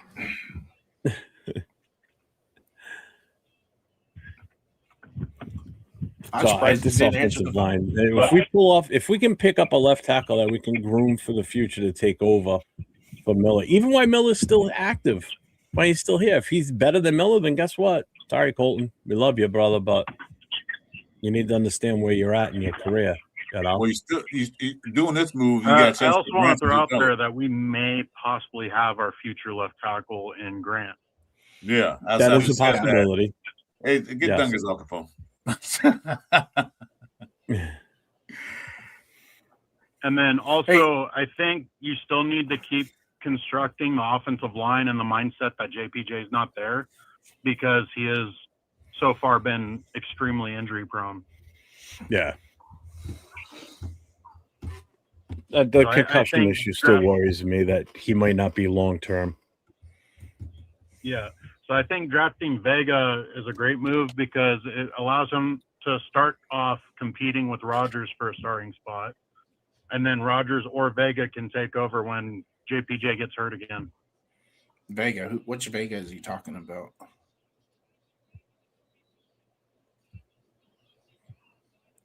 I don't know. Is it Magoa that he's talking about from Miami? Just to let you know, Kobe Bryant went to the Seattle Seahawks. Is that what you remember? Is that where it was? Okay. Seattle Seahawks. Well, they can't hear me, Jeff, so you got to repeat it. So, but I'm gonna let you go. I just got home. I'm gonna enjoy our good weather. All right, man. Have fun with the kid. Bye, Duncan. Have a good night, everyone. Yeah, brother. My 2 cents gave it a B+. Oh yeah, same here about Max. Yeah, I love it. I love watching the team have a meltdown. You gave us 2 first-round picks and Linderbaum for Max. Yeah. Sweet. So says we're filling holes, bubble butts, and save money too, Jason. Don't forget about that. And we save some money. Nothing to worry about that. I will say this with what we've done in free agency right now, it's intriguing what that number 14 pick could be used for. Yeah. I seriously agree with Jason. I didn't say mine, but I agree with Jason too. I say we use that for like a bargaining chip. Like, you know, they want the 14 pick. What you gonna give us? It's house money. Swap picks. Okay, either swap picks or we can take your pick or take a player from you. Yeah, it's house money, like you said. It's house money. Yep, play money. Yep. Yeah, because do what you want with it. Nothing says you have to stick at 14. It's not like it's in the rules. Well, you were given the 14 in the trade. You have to stay with that. Nope.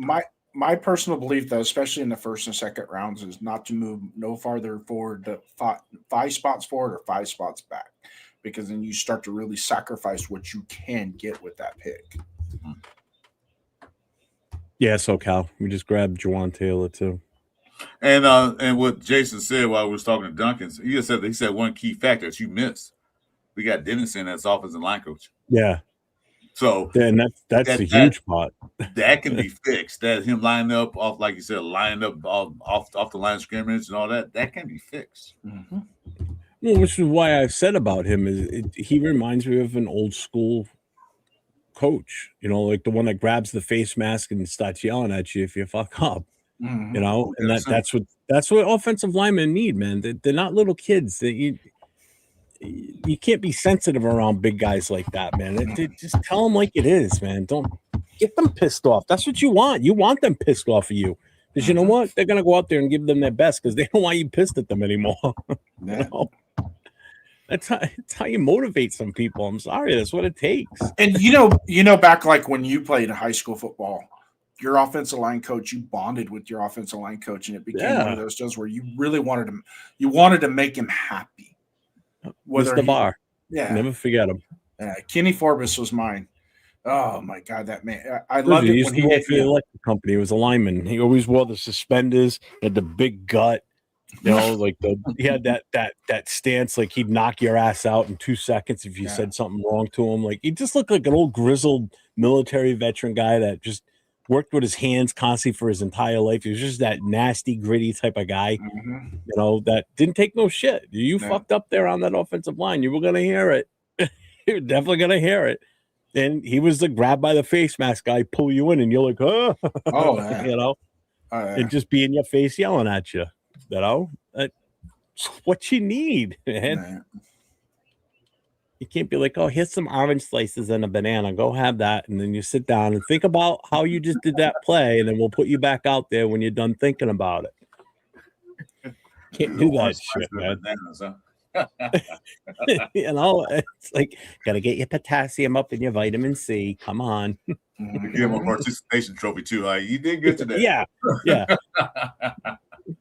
That's funny. Tanner Jack, they did not screw around with the offensive line this free agency. Hell no. Oh no.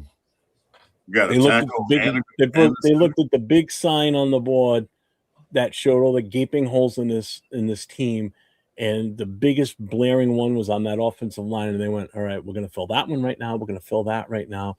We're going to get that one later. And bang, we did it. So kudos to the GM and the front office on this team so far. You're getting a round of applause from me, man. And Jeff, we said on the show that a few weeks back, that what's up, Manuel? We should get O-line in the free agency, and that's exactly what they're doing by a trade or free agency. But basically free agency, we didn't trade for anybody, but we're getting free offensive linemen in free agency, which we said they should do, and that's exactly what they're doing. I think the one out of all these moves that have happened today, not just with us, but I'm talking with other teams, I think the one that kind of intrigues me the most is Atlanta with Tua. I am surprised that a team actually took a chance on bringing him in with his medical history with the concussions. That scares the living shit out of me. If I was a coach or a GM, that would be such a serious red flag, because those concussions he had were nasty. They were bad. They're probably some of the worst I've seen in live game time. I mean, those. I can't understand how you would take that chance, but I mean, to each his own, I guess. I mean, he's not going to start. He's going to go there as a backup to Penix, but the time he has to get in there, dude, I'd be like this on the sideline as a coach. I'd be like, I don't want to look. I can't look. Let me know when the play's over. All right, breaking news 1 hour ago from Jordan Schultz. The Packers are releasing 2-time Pro Bowl center Eldon Genty. He's expected to be a strong market for an interior line guard center applicable. How old is he? I don't think he's that old.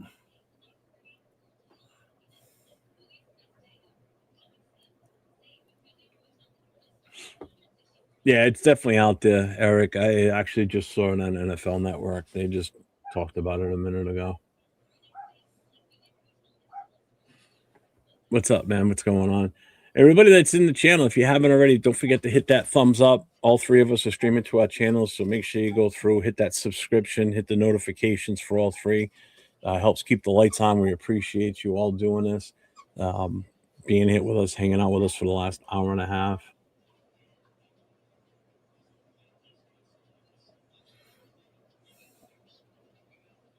Yeah, they got plenty of linebackers out there, so you know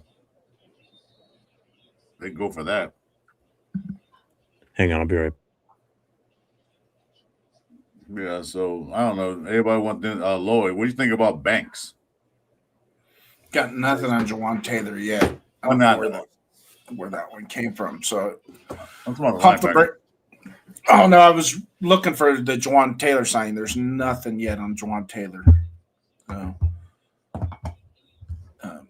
Yeah, I don't see anything popping up. Well, I saw somebody break. I don't know who broke it, but it just popped up.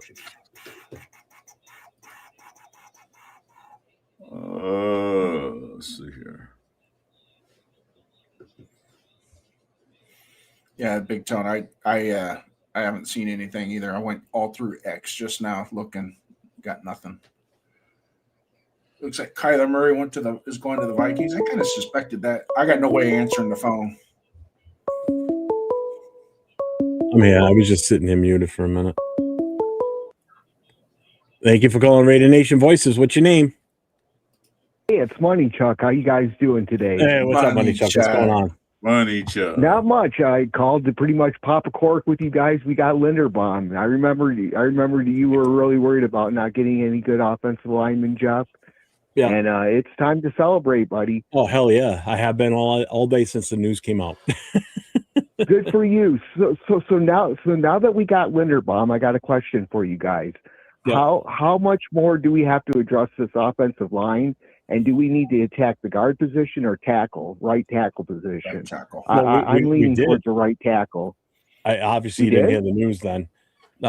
We got oh God, what the hell's the guy's name again? Jawan Taylor is not confirmed yet, Jeff. Not confirmed. Oh, it's not? No. We heard that Jawan Taylor was coming to us from the Chiefs, but I guess it's not 100% confirmed. Not confirmed, no. I'm still looking at it if I need DJs. That would be an awesome pick, dude. Yeah, it would be. And I definitely think that they attack the right positions in free agency, considering what's good in this draft. I'm really glad we went after the secondary too. We got a nickel, we got a number one corner. So I'm pretty happy, buddy. Well, let me ask you this: what do you think about Naylor from the wide receiver?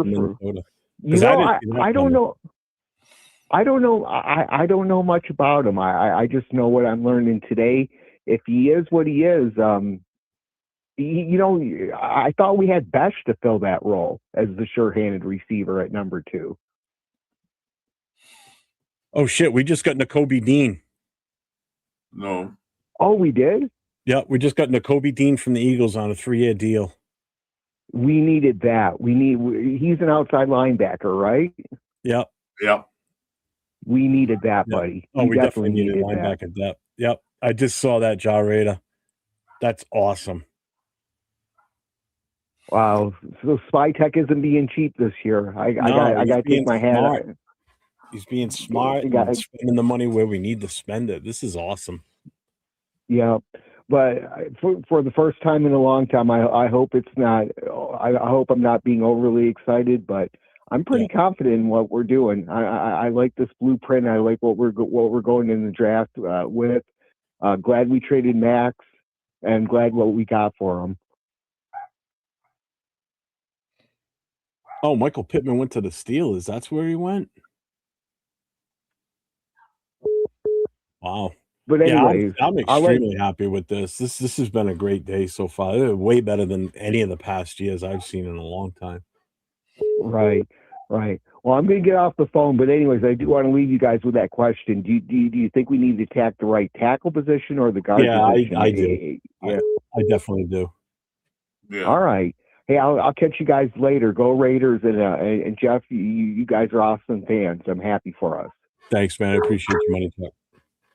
Take care, buddy. Later. Whoever was that just calling in, call back. I wasn't able to answer you fast enough. Oh shit! Is this serious too? Are you fucking serious? All this shit's coming out right now. Holy crap! We got Nakobe Dean, Quay Walker, and Kuntz. We re-signed. God damn! Spytek is lighting this shit up. Are you serious? Did you see that, Jason? I just stepped in. What we got? We got Nakobe Dean, Quay Walker, and we just re-signed Kuntz. Oh! You're on Raider Nation Voices. State your name. Yes, my name is Eric. Hey, Eric. What's up? I just want to say that a few weeks ago, Jeff, you and I, who else was on your show? We mentioned day one of free agency. We said it would be a great start. We said if we signed Lloyd. Remember, we said if we started off signing Devin Lloyd, that would be a good way to start off. Well, a few moments ago, I saw that so far before Dean, $73.2 million the Raiders have spent. And I think since we are switching to a 3-4, okay, why we didn't go maybe after the DN from San Diego? Why maybe Jalen Phillips or the DN from Seattle that signed is maybe all these players that we are signing today are going to fit the scheme of the 3-4 that we are going to run. Just my opinion, maybe Dean fits because obviously, but there is no way. This to me is call me crazy. I know. Whoa, Chris and JD, tell me to, pulling the reins on what I'm about to say. But this almost sounds like, hey, maybe they're just looking, wild card is not out of the possibility. I'm not commenting on that. Pump the brakes. No, I know you're not good. I know you don't do records, but I'm not touching any expectations for this year because pump those brakes. No, I'm not doing it again. We got to see team. We absolutely do. But what I was saying earlier in the chat when I said Crosby for Linderbaum, I think that just canceled each other's out. If I'm a Ravens fan, oh God, yeah, you got Crosby. What I mean is, if you're a Ravens fan, you got Crosby. But Lamar just lost his captain, the guy that calls the plays for the old one. You just lost him, Lamar. And you get a new center. They're going to get a new center. They have to, probably in free agency because JD just said some team that just cut their center. Lamar has to get acclimated to him, how he snaps the ball. You know what I'm saying? They have to get that down. Losing Linderbaum is huge. Well, real quick, the problem Baltimore's going to have, though, is their cap. That's the big thing. I think what Baltimore's honestly going to do, now they still have other picks in this draft. They're going to go after one of these rookie centers. They're going to have to. They're going to have to. Oh, absolutely. And let me tell you something. If they go after a rookie center, I love you, Crosby. You got Crosby. But guess what, Lamar? He does not block for you. So having a rookie center and but these signings today, okay, I don't know if signing Dean is good. I mean, I think he was on the team when they won the Super Bowl. He must be, right? Because he's still on the Eagles. We're getting like veteran leaders, veteran players on the team, which is great. Now, Chris mentioned this. That'll hang up. And I just actually just watched Colin Coward or whatever his name is just mentioned this. Would they move, and you guys were just talking about it, maybe move out of that 14th pick, you guys were just mentioning this, and perhaps move down and get that receiver from Indiana, the number one receiver from Indiana, and bring that dude in, with Fernando. I mean, that's what maybe, because like you guys said, this 14th pick, we can move it, we can keep it, right? We can move down, we can move up, right? It's not going to. But like, I'm excited. I mean, today they spent more than I expected. I thought maybe Lindenbaum and someone, but as Raider fans, how can we not be excited? We got a linebacker, we got a center.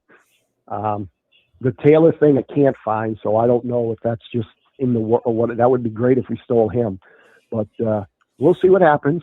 I mean, I know it's free agency, like you said. The right tackle, yeah, it wasn't confirmed yet. We thought it was. So if it's not confirmed, that could just be maybe, who knows? It could be some X's and O's. I mean, I wouldn't mind it, but earlier today, Jeff, the guy I was hoping for went to the Rams. I wanted Jalen. I wanted that guy from Kansas City. I wanted that corner, Jalen Hawkins or whatever his name was, but the Rams grabbed him. So, but anyways, hey, look, we're getting guys. So, I mean, today, there's no way any Raider fan can say, I think Naylor can be good. Like you said, he was buried in Minnesota. Absolutely buried. Yep. Buried. Now he's going to be able to come here and hopefully shine here because he'll be one of the primary targets. What I read, I don't know what I read today when I saw that signing was they were saying he'll probably be the one because we have such young receivers and because he'll shine. He will shine now. He's not hidden. And I think you're right. Who knew about this guy? Like Chris was, I didn't know. I didn't hear anybody ever talking about this guy might go to some team, So it's an exciting day. The only thing we haven't addressed, and it could be tomorrow, it could be Wednesday, is I don't know a detail, and I don't know what we're gonna do. We need a nose, and I don't know if they're easy to find in free agency or whatever. But anyways, hey, a good signing today. Raider fans got to feel good. So Chris was right. You guys were right. Maybe move out of that 14 and get Rodriguez. That would be great. But anyways, we'll see what happens. Oh, yeah. Good show. All right, guys. Take care. All right, man. Later. On 6, you missed a lot. Yeah, you did. There's been a shit ton of moves that have gone on here. Nate, I saw you. Hold on. We'll make this a family affair today.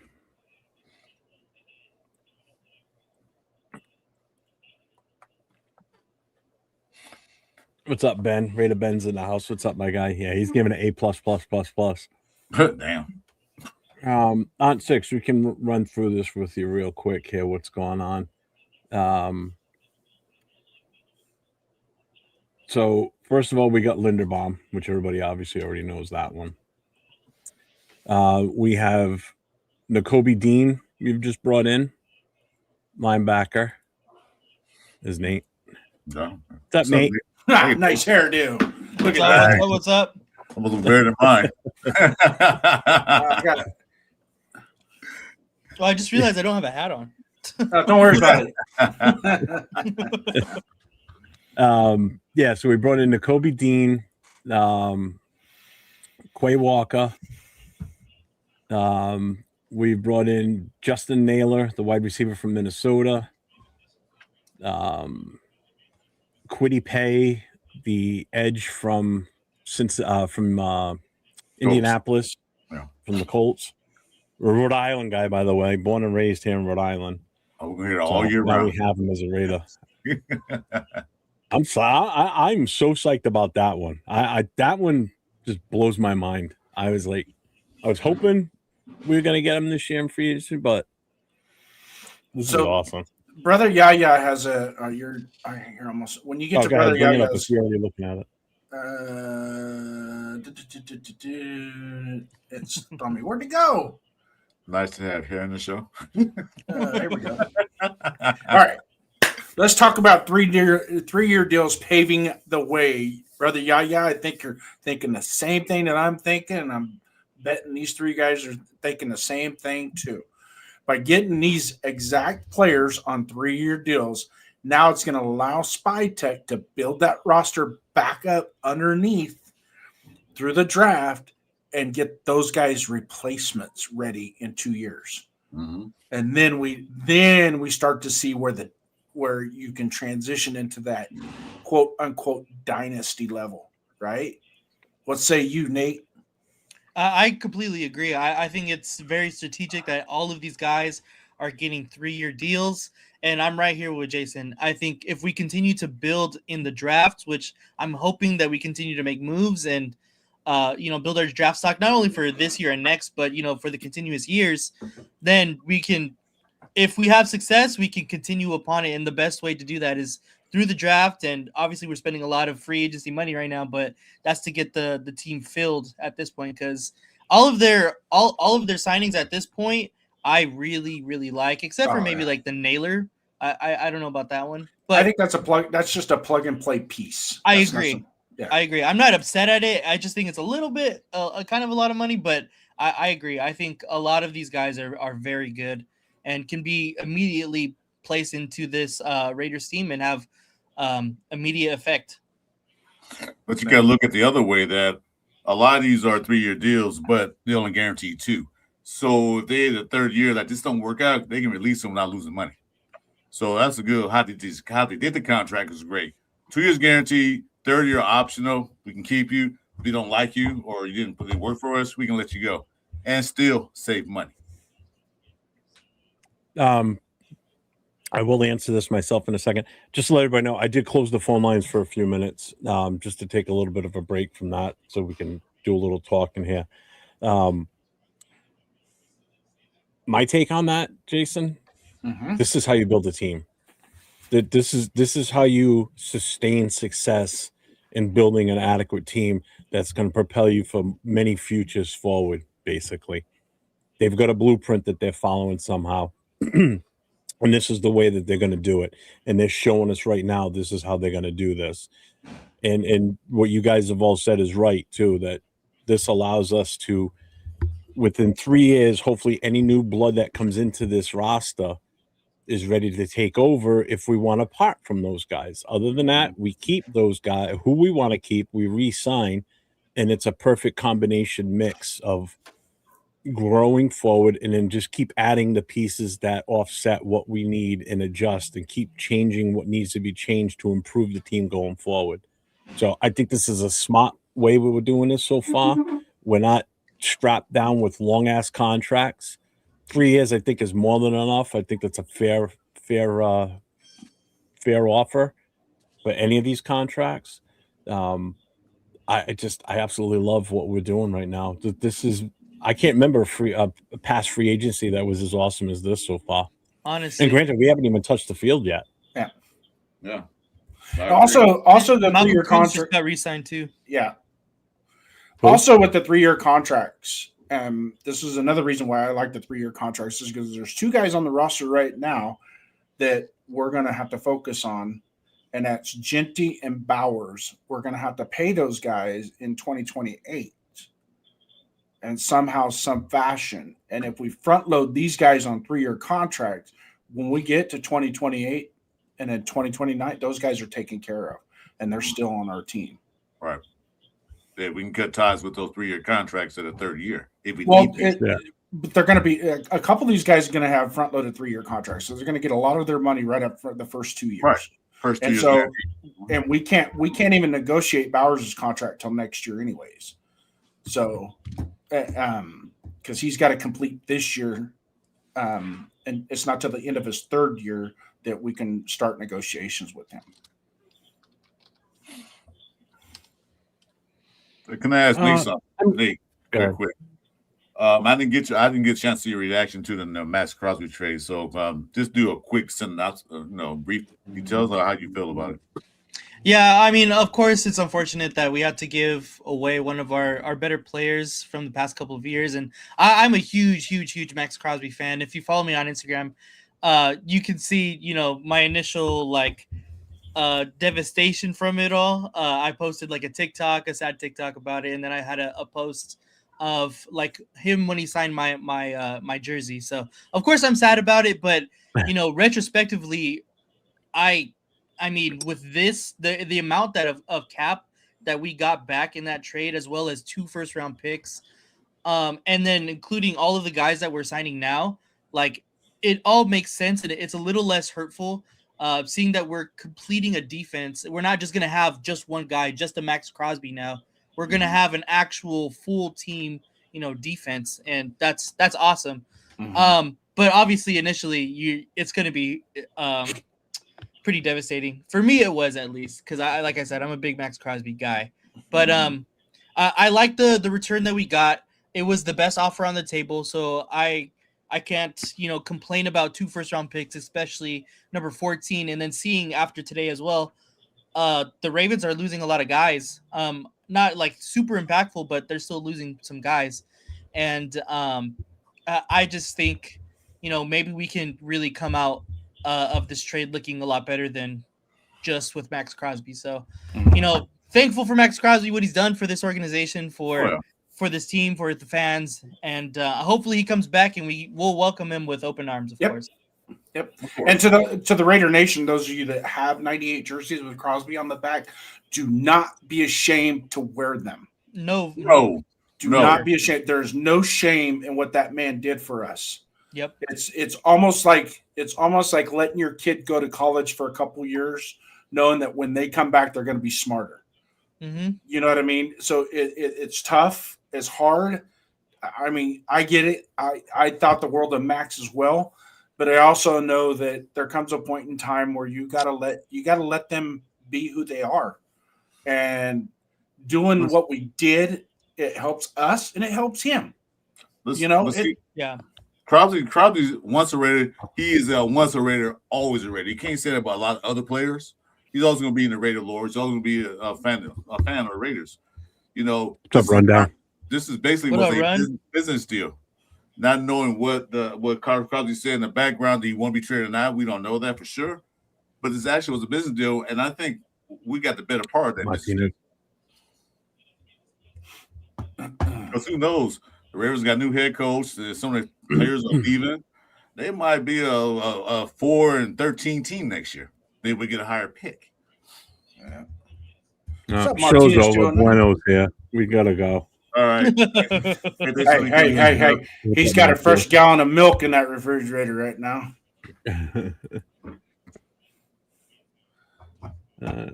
He's saying, I gotta admit, I'm excited to see Kuntz in this 3-4 and healthy, especially if we sign him to a good. Yeah, exactly. It was only a 1-year deal. I saw. 1-year deal. Yeah. Hey, shout out to Martinez 209 as well. Martinez. Yeah, what's up, Martinez? Matthew's in the house. Jawbreak is here. I mean, not Bueno. Josh says Raiders are poised to pursue Trey Hendrickson. You know what? Are they? My afternoon's been beautiful, Matthew. I think everybody else up here has been happy too. Hey, Nate, I'm gonna bounce this off you. Okay. I am not opposed to going for Trey Hendrickson, but it is going to be a really cheap deal if he takes it. It's one of those, you want to come play for us? Yes, he does. What's up, Dixon? In a 3-4, you can share some reps with Malcolm Kuntz, and we'll pay you $8 million a year, $10 million a year. You're not gonna get Max Crosby and Khalil Mack money. Sorry.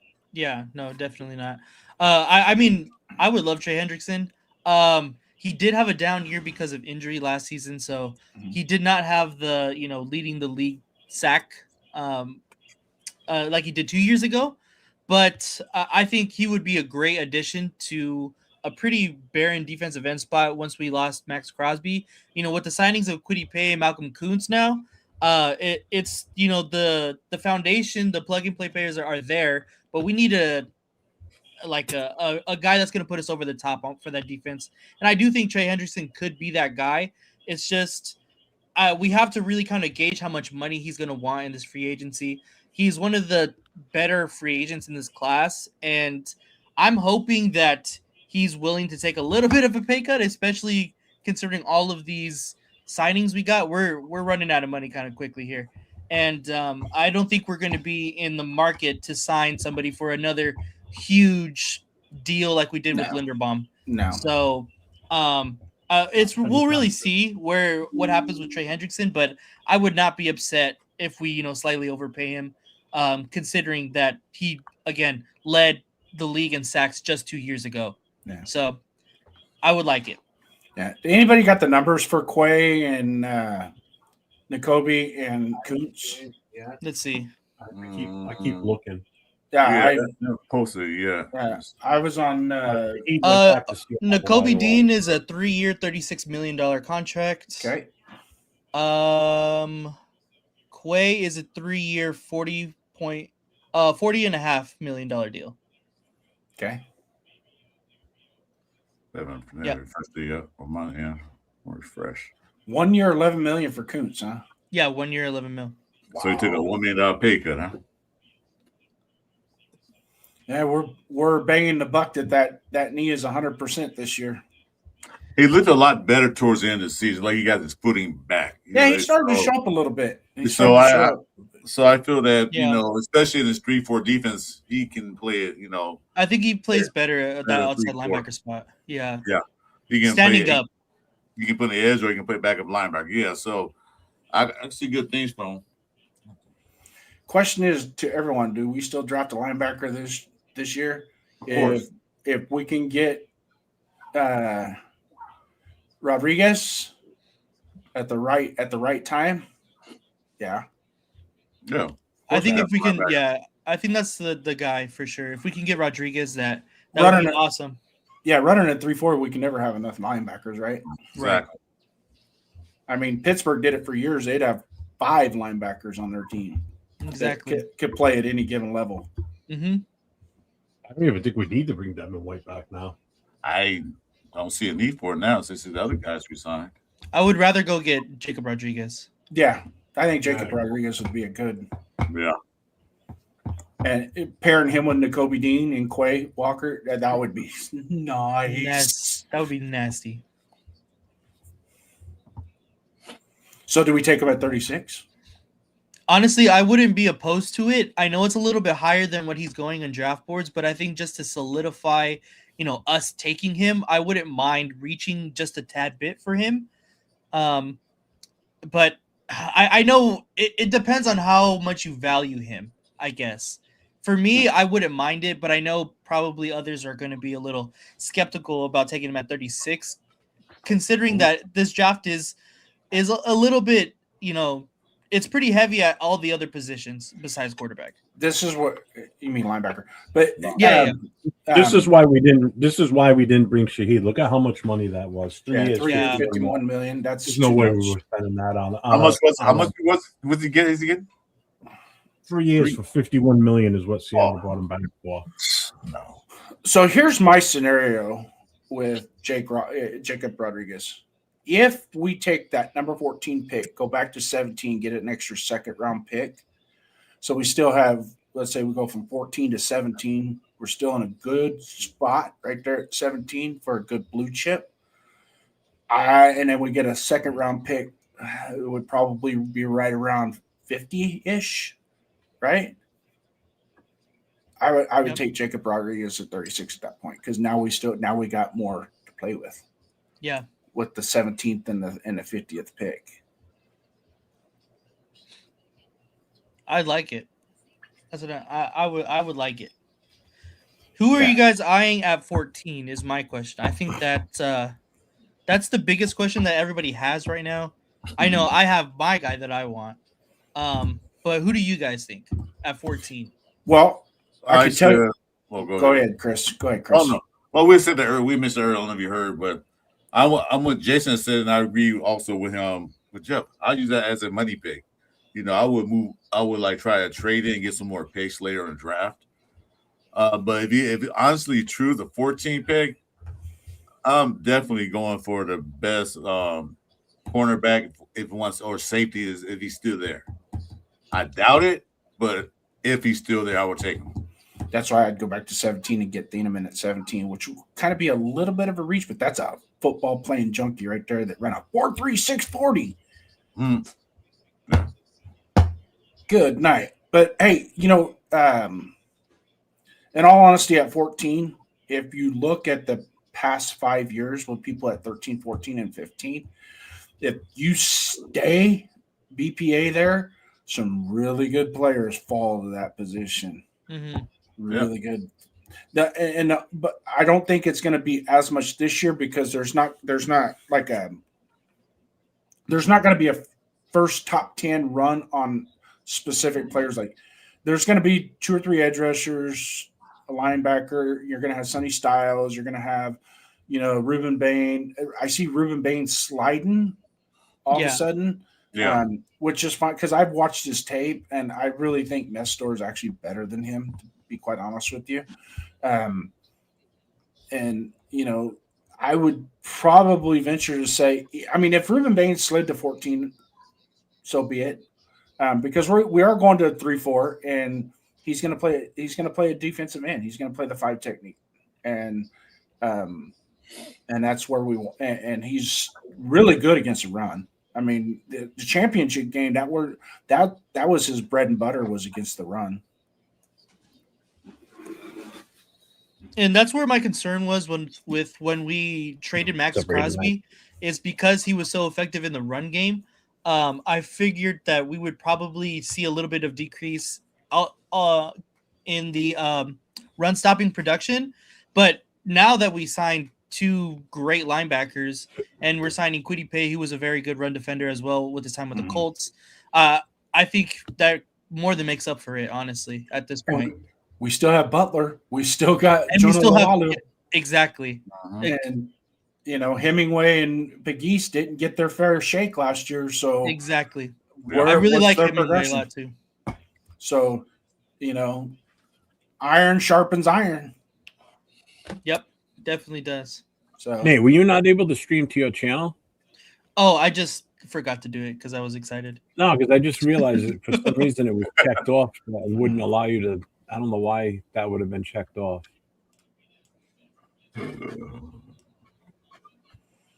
Nah.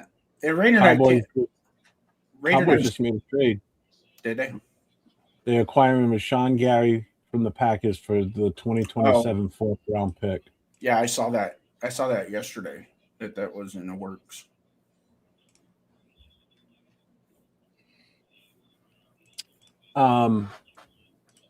My take on number 14, and I'm looking at the big picture here of everything that we've done so far today, and what this means for the team going forward. I wouldn't be surprised if we trade out of that 14 to like number 32, like the very tail end of the first round. Too far. No, let me finish. And we gain an additional 2nd round of this year, 3rd round of this year, and a 2nd round of next year for that. Who's at 32? That would be Seattle. Okay. I venture to say they're still going to be high. I think we're just going to turn that into multiple picks, is what I'm thinking. I would probably, if not for this year, for next year. I would go that far for a 2nd and a 3rd this year and their 1st next year, because their 1st is, in essence, is going to be it's probably going to be a 25th or higher. I just look at it this way: we've got so much flexibility now. Okay, so we've got 11 picks in this draft, 2 first-rounders. This is a chance for us to either accumulate picks, multiple more picks for this year, or add more for next year.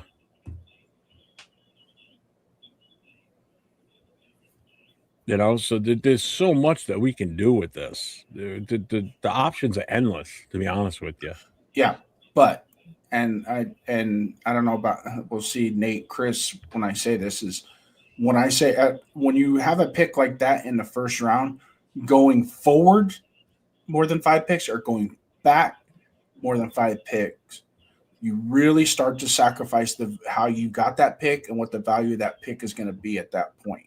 I agree. So you start, because when they go to set their board, they set their board in clusters. So each position is going to have a particular player, and then there's going to be one or 2 guys rated higher and 1 or 2 guys rated lower than the guy that they're targeting. So if he comes off the board at let's say that guy comes off the board at 13, now their other 4 picks, if they have the value at that position, they're going to stick at that position. If they think that they're lesser guys, we can get at 17, and somebody calls and says, "Hey, can we come up to 14 and get, we want to get this guy?" If you can look, and every one of these guys know what the teams behind them are going to pick, right? They already have an idea of what they're going to pick. so they can go, I can take a chance that guy is still going to be there at 17. Let's go back to 17, pick up an extra second-round pick or third-round pick this year, and go from there. But it's just, you don't want to – when first and second rounds, it is so – last year was a perfect example when we left 36 and went all the way back to 58 of how much talent we sacrificed picking up by doing that. Yeah. And I don't know about moving all the way back to 32nd just for some more seconds and thirds. To me, the value at 14 is much higher than those seconds and thirds, considering however many you get back in return. I still think that at 14 you can get a much more productive player rather than, hoping for a second or third to turn out. If you look at who is falling to, 14 right now, let's see. You get some very quality players right now.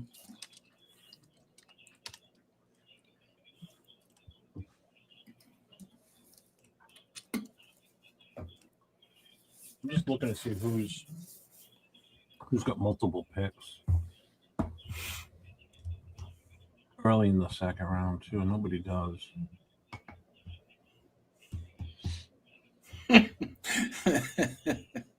Here's a great scenario right here. Perfect. Jeff would trade the 14th pick for one calzone and 6 months of credit at Dunkin' Donuts. I seen one that Dixon said, I'm convinced Jeff would trade a winning lottery pick scratchers for more scratchers. That one was funny. That was. What's up, Ardell? I see you in there.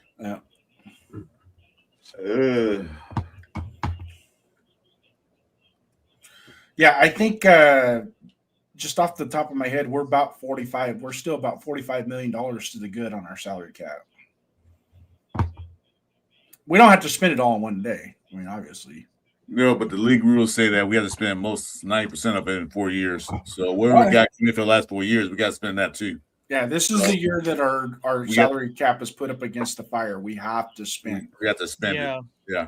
I'm glad they're not desperate. They're not desperately spending. Like, we'll give this guy this much money for no reason. They're Spytech is making calculated decisions on how much to get these guys and the contracts and everything else. And then he's also going after guys of need. We know we need a center, offensive line help. We know we need linebackers. So that's what they're doing. I like Denzel Boston at 14 too. That's what they're doing. I like Denzel Boston at 14. Oh yeah, 100%, Brandon Ryan. I agree with that completely. Yeah, I agree too. There's just been this is almost like I'm not gonna say a master class, but it's not far off from it. Yeah. But being Raider fans, until the team is out on the field playing, we can be excited today and pissed off in September. But let me ask you this. Last year during free agency, did you feel like this last year with what we brought in? No. Not even close. No, but I was kind of excited about the draft. No, I'm talking free agency. I'm talking free agency. Fuck the draft, right? we whiffed on a bunch of shit in free agency last year. A bunch? I think we whiffed on just about everything we brought in last year. At least that's how it felt like. It seemed that way for sure. It seems like we signed so many projects. Like, we didn't know exactly how much production we were going to get from any of the guys that we signed. It was more of like, let's hope this works out. Let's hope this works out. Mm-hmm. Well, I can say this. At least one guy did work out, Stokes. That's the only thing I see that worked out last year in free agency. And he's still there. They re-signed him again for 3 years. He worked out, but the rest of the free agency, I wasn't excited at all about any other guys. No. Maybe Devin White, but other than that, okay. Kappa was a big move. Yeah, it was. I mean, you look at what we've done this year, and we brought in talent, we brought in notable talent, we brought in experience, we brought in guys that we know can play. There's, in all honesty, there's not a single one that we've brought in so far that made me go, what? Every one of them have been like, yes, sounds good. All right, I like it. last year it seemed like every move we made in free agency was a head scratcher, and you looked at it and go, well, what are we doing? No. You know? And the funny thing is, Nate, you just said it, that we brought in all these projects last year, which we did. We brought in all these projects with a coach that said, I'm not here to develop players. So how's that make sense? You know, so you got a head coach that comes out and says, I'm not here to develop players or whatever. And then you bring in all these projects that need to develop in order to be successful. You know, I mean, this team was set up for failure from the get-go last year. It's so obvious now. I mean, if that was the ultimate goal, was to get the number 1 pick and put us in this situation, then kudos, it worked. Yeah. You know, seriously. It worked undercover because they're not supposed to tank to get number 1 pick. So they did it covertly. We'll get the worst guys as free agents, won't do anything, get the worst quarterback we can find, throw all the interceptions, don't have a running game so we can get the first pick. That's what they did. I mean, just the linebackers we brought in last year. You know, we all looked at it and go, who was he with last year? What did he do? You know, I mean, this year, these guys you're bringing in, you're like, oh, damn, that's who we want. This is great, you know? Mm-hmm. Mm-hmm.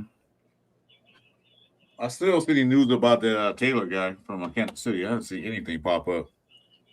Taylor? The right tackle. Oh. I'm searching. I don't see anything. I think the biggest depressing thing today is watching that Kelsey's coming back for another year. He's not even that good.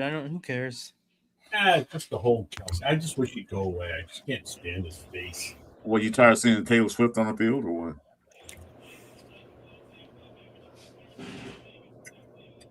Yeah, and I'm tired of seeing her too. No talent, flat ass. Jeff and Nate were yippy last season. Yippy.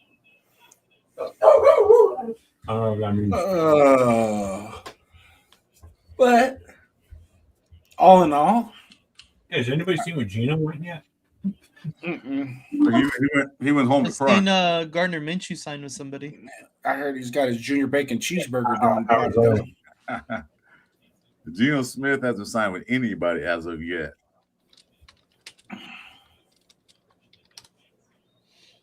So speculation say he might go back to the Jets. I don't think they want him back. Like, yeah, we tried that experiment. Nope.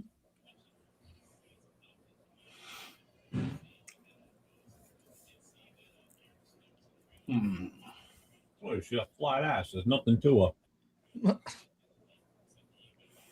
Yeah, money check. I think Dylan Thieneman, I think, might be in our plans come draft time. That'll solve that free safety problem. Oh, safety. That's what I was saying. We need a safety, a free safety, not a converted strong safety to free safety. Oh, he could do both. Yeah. Just take Caleb Downs with the number 1 pick. Take Ty Simpson with the 14. I wouldn't be opposed to it, Jeff. You know that. I know how much you love him. I know how much you love him. Who? His family. Caleb. It's the only time I can actually buy a jersey and call it my own. I told you, that's the only reason he wants it.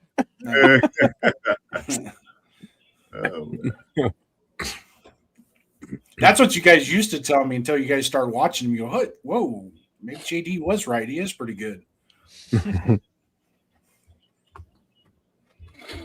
They still got like quarterbacks out there that haven't signed anywhere. A bunch of them. Man, look at the list. Like, whew. No. So, question. No, I'm at this point with what we've done with the offensive line and what the potential is in the draft, and I still don't think we're done with the offensive line in free agency. I honestly think we did the right moves to solidify protection whoever's back there at quarterback. So if it's Mendoza, it's Mendoza. I wouldn't be shocked to see us make a trade either. I still wouldn't mind one of these top defenders, to be honest with you. It's just too damn good. I don't think that's going to happen because I think Mark Davis likes him. He even said it. So does Brady. So I don't see him trading. But if they do, make sure they trade for something good. Not to step back. But anyway, the question I'm going to ask you guys, So we have 2 quarterbacks on the roster as it stands right now, or 1 actually. 1. Pickett, yeah, AOC. Pickett just signed with. Yeah. Yeah. So, do we bring in a veteran quarterback? And if we do, who would you like to bring in, or who we should bring in? Let's start, Nate. Go ahead. For quarterback, or Yeah, do you think we bring in? I don't think we bring in anybody, to be honest. Actually, that's a lie. I do think we bring in somebody. I think we honestly sign damn, what's his name? Kirk Cousins. Kirk Cousins. I think we signed Kirk Cousins. He's been a bridge quarterback down in Atlanta. He's played well with a quarterback or with a coach that coaches quarterbacks well, and that's exactly what Clint Kubiak has done. So I think Kirk Cousins would be a perfect fit for what this Raider offense wants to do, as far as running the ball all the time and just not putting a lot of pressure on the quarterback. Just until Fernando Mendoza is ready towards the end of the year, because they already said that Spytek and Brady don't really like the quarterback starting from the beginning of the year. So I do think we sign a veteran quarterback. My guess would be Kirk Cousins. Yeah, Kyler Murray's going to Minnesota more than likely. That's like the odds-on favorite from the land at. I would love Kyler Murray. I would absolutely love it, but you bring Derek Carr. It's not going to happen. It's not going to happen. I got a better KD ratio than Kyler Murray on Call of Duty, so no. Hey, so I ask you this: we signed Naylor, right, from Minnesota. Do you think he might have a little chemistry with Kirk Cousins? Maybe a bit. Just trying to read tea leaves a little bit. That makes sense.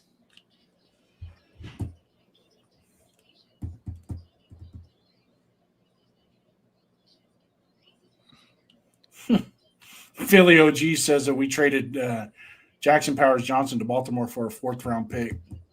He also said that we signed Trey Hendrickson too. So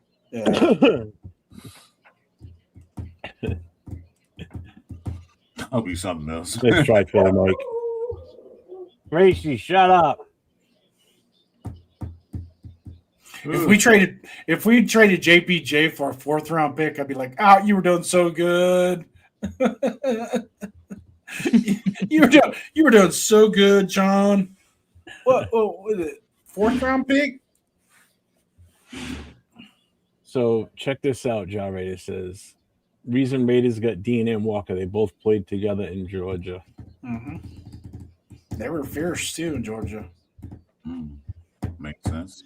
Now all we got to do is go get Stetson Bennett to play quarterback with Brock Bowers, and then Walker and Dean on defense. They get Jalen Carter in a trade. At least we know we can win a national championship.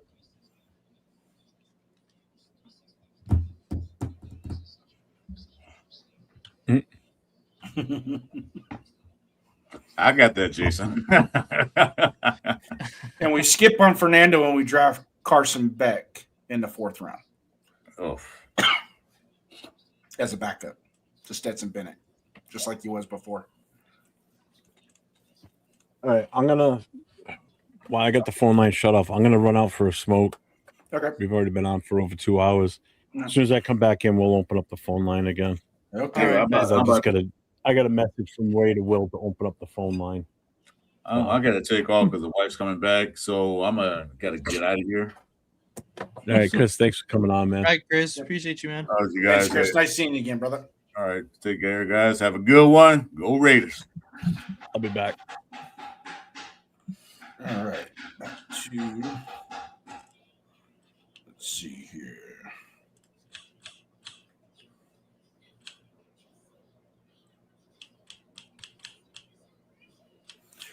Bear with me, Nate. I'm trying to find my followers on X right now.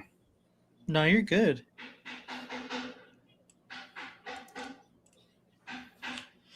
I was gonna ask, within our division, who are you really looking at? Through this free agency. Of course, Kansas City kind of really signed Kenneth Walker, and that was the big signing there. But besides that, I haven't really seen anybody in our division sign anything of noteworthy. I mean, the Chargers got Alec Ingold, and they've done a little bit, but I don't know. They re-signed Khalil Mack. I think they're paying him. They did $18 resign, million. yeah. I don't know exactly what their salary cap is like from their standpoint of what they can and can't do. We just had so much damn money to spend it. The Chargers had the second most cap space, and they haven't done anything besides re-sign their players. But I don't think that took up a majority of their space. I don't think so either. I know they were in the market for a wide receiver, but I don't think there's anything that. I mean, this free agency market really wasn't dealt a decent amount of wide receivers. Although I wouldn't be surprised to see them make a move with Dallas and get Pickens. I can see that. Yeah. So, and sometimes it's best just to sit and wait and let everybody else do all their dancing in free agency, and then you just slow pick what fruit's left on the tree. Yeah, you're right. Let's see. Okay, so for the Broncos, they re-signed Sam Ellinger, which is a nothing. They re-signed J.K. Dobbins as a nothing. Alex Singleton they re-signed, and they re-signed linebacker Justin Sternad. So they re-signed a bunch of their players. I don't really know what they started with at the top, at the beginning of free agency, like as far as their cap space. Yeah. But they just kind of re-signed a bunch of their players. Kansas City, of course, at the top they re-signed Kenneth Walker, or they signed Kenneth Walker, and then they re-signed Travis Kelce. Then the Kansas City signed defensive lineman Tonga, and then they re-signed their long snapper. So again, they didn't really do a ton except for the Kenneth Walker signing. And then the Chargers, they signed Alec Ingold, sure. Charlie Kohler, the tight end from the Ravens. They signed I always forget how to say his name. Tyler Biadasz. Biasate? Yeah. Biasate, I think is how you say it. Whichever. They signed him, which I didn't know, honestly. But that's not a bad signing. That's pretty good. They signed T.R. Tart to a 3-year extension, and then they re-signed Khalil Mack. So, again, a bunch of the teams in our division really just kind of stood stagnant. Of course, we had a ton of cap space to work with. But I'm wondering, like, the Chargers, you had a ton of cap space, and you signed kind of just really Biadasz or whatever, Tart and Mack. That's not really moving the needle for them. No. And I'm surprised that Kansas City actually signed Walker, because I honestly really, really thought that they were going to draft Love with their first round pick. So the fact that they signed Walker completely pivots my thinking of what they're going to draft.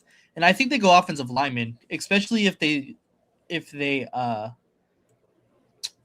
don't re-sign Jawan.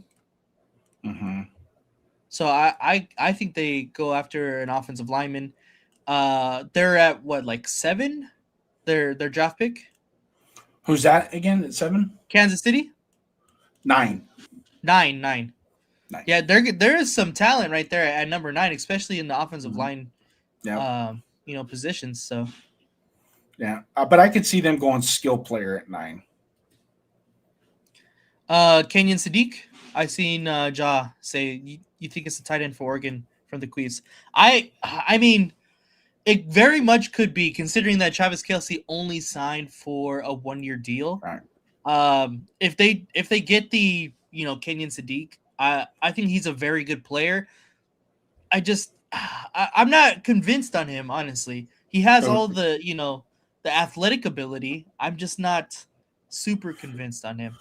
But I can see him, since he tested well at the combine, him getting picked that high at 9. Man, he's got good tape though. He does. He does. So it's not like it's just his physical attributes or what they're going to be making the pick on. He was a first round pick before the combine. So, yeah, he was. So he's got, and he was rated the number 1 tight end coming out. I wouldn't quite put him in a Tyler Warren, Brock Bowers category, but he's still pretty damn good. Right. So, if the Chiefs get Sonny Styles, shaking my head. I don't think they're going to go Sonny Styles because they've got number 32 and then that other guy. Oh, God, I'm trying. Why can't I think? Good Lord, maybe I need to check my medicine or something. But Bolton, they got Bolton and the other guy that they. What the hell is his name? Just can't think of their linebackers are solid. Their linebackers are solid, and they got them. They just signed them last year to big contracts too. So I don't see them. I don't see them going after a linebacker in the draft. Maybe corner because the other Styles. What's the other Styles' name? But I think 9 is going to be a little high for him, even though he tested real well at the combine. You know that I'll be quite honest with you. I don't even want to mess with the draft order and mock drafts right now. I really want to wait until April to start doing that because there's not a whole lot of drop off from pick 2 to pick 45. Mm-hmm. They got Bossa last year. That's right. Yeah. Jeffrey Bossa. Yeah, their linebackers are good. Looking at their depth chart from last season. Yeah. Yeah. Phone lines are back open. All right, let me call you real quick. Well, you're going to call me. Oh. You don't want me to call you? Call me. I'm hanging out. Money Chip's got a question for you, Nate. Tell us on why Lemon we should take at number 14. Oh, my goodness. Oh, you're going to answer the call. He's gonna go chew on some rocks. Yeah, all right, Nation voices. State your name. Hey, what up, baby? It's your boy Raider Will. Check this out, man. I was listening to the show. Great show, by the way, guys. Yo, Nate, how dare you bring Kirk Cousins into here, bro? Don't you ever speak that name when it comes to Raider Nation. That dude is a money just grubber that is a free agent freaking mercenary that goes from team to team. But, guys, I'm excited, man. We made some great signings. Some guys we overpaid for. Quiddy Patey. I'd be like the defensive end from the Colts. You know, kind of a lot of question marks, man. But then we also got some good ones. I'm excited for, all the things that we're doing. I mean, I see Spytech has a direction. We're going. Let's go. What's up? You don't talk bad about a Rhode Island native. We don't get much attention in this world or in this country, especially in the football world, having a guy from Rhode Island make it to the Raiders of all teams. Okay? So you ease off on Quiddy Pay, okay? I'm sorry that Quiddy Pay is from the freaking armpit of the United. He's from the armpit of the United States, and we don't know where he's from. But I love you guys, man. Hey, man, I appreciate you guys. Hopefully, you guys have enough time to watch these calls, Nate. On just Raiders Pod with Jay Raider. Let's go, baby. I'll see you guys tonight. Raider. Peace out, Will. All right, go ahead. Your answer on Lemon. I think Mekhi Lemon, if you look at his tape from USC this past year, and even prior to that, he does everything right. He is a good route runner. He catches the ball. He had the highest contested catch percentage in college football this past season, and that's not a big guy either. He plays extremely well out of the slot, which is, if you watch JSN, I think he fills that JSN and that Amon-Ra St. Brown kind of mold of wide receiver, modern wide receiver that, is a really good after the catch. He runs good routes. He blocks well. I just think he's the overall great fit for this system and Clint Kubiak. So I understand why people are kind of turned off by his combine, I guess. But if you are from Southern California, if you're from Los Angeles, that's just the way people talk around that area. That's just the way that people act. It's not because he's trying to act hard. He's not trying to put on a show. That's just the way that people act. He has had no problems at USC off the field. He's had no issues. He works, and I just think that this is kind of being overblown. And I really hope that his draft stock kind of tanks, because he is a top 10 talent. And if he goes down to 14, I would love him as a steal at number 14. So Greg says, being a USC fan, I like Lane more than Lemon.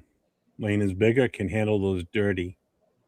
He gets up and keep going. No hair on Lemon. The crazy part is I had the same sentiment coming into the season. I thought Jacoby Lane was going to lead collegiate football in touchdowns this year. And looking at the beginning of his year before he got hurt, he damn near was on that track. USC was one of the best offenses in the entire country.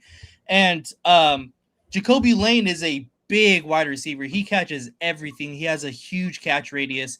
He needs to get better on releases, and I think a lot of people seen that at the Senior Bowl this past year.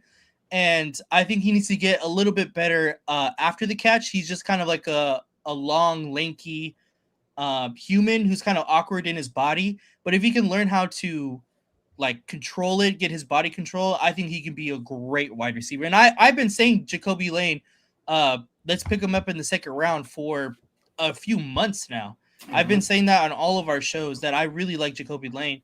And we need that kind of jump ball guy for the wide receiver position in Las Vegas. So I wouldn't be, opposed to any of the USC guys. Of course, I'm a USC, fan, mm-hmm. But no, I never would have guessed that. Yeah, but I would much rather have Lemon at 14 than possibly getting Jacoby Lane in the second round, because I think if we pick up Jacob Rodriguez in the second round, it just makes us that much better. So, Nate, you're confident Mekhi Lemon's background and off-the-field issues are not a problem in taking him at 14? Extremely confident. All right. I'm good with that. Because I don't know what his background is, per se. I mean, obviously, let's face it, Raider Nation. If we worried about how somebody behaved in front of a microphone in a press conference, we wouldn't have all these legends back in the 70s, 80s, and 90s on our team. We would have never brought them in. Jeff, am I speaking raw? I mean, no. There were some guys. There have been guys in our franchise that were really good guys, really good players, but you put them in front of a microphone, you go, this guy is not very smart.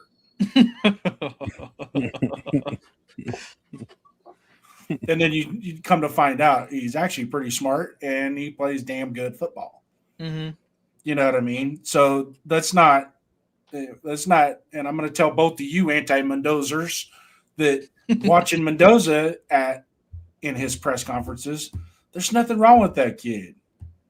There's nothing wrong with him, the way he talks. I mean, it's just, look how I talk. Look how Jeff talks, for God's sakes. He can't even say "Pak the car" right.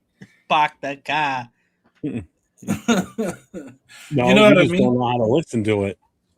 You don't know how to put the syllables in the right order to understand what I'm saying. Jeff is wicked smart. Yeah, but it's not spelled F-A-W-K, Jason. Okay. F-A-W-K. It's not F-A-W-K. All right. It's F-U.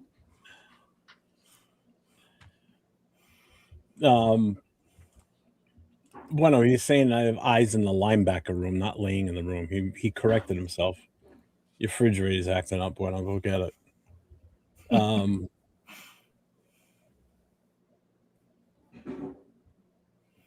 Greg, I can sound slow at times. and you know, Real Dixon, you'll get to it here in a minute. I mean, that's a perfect example right there with Real Dixon. I mean, does anybody worry about Brock Bowers when he talks in front of a microphone?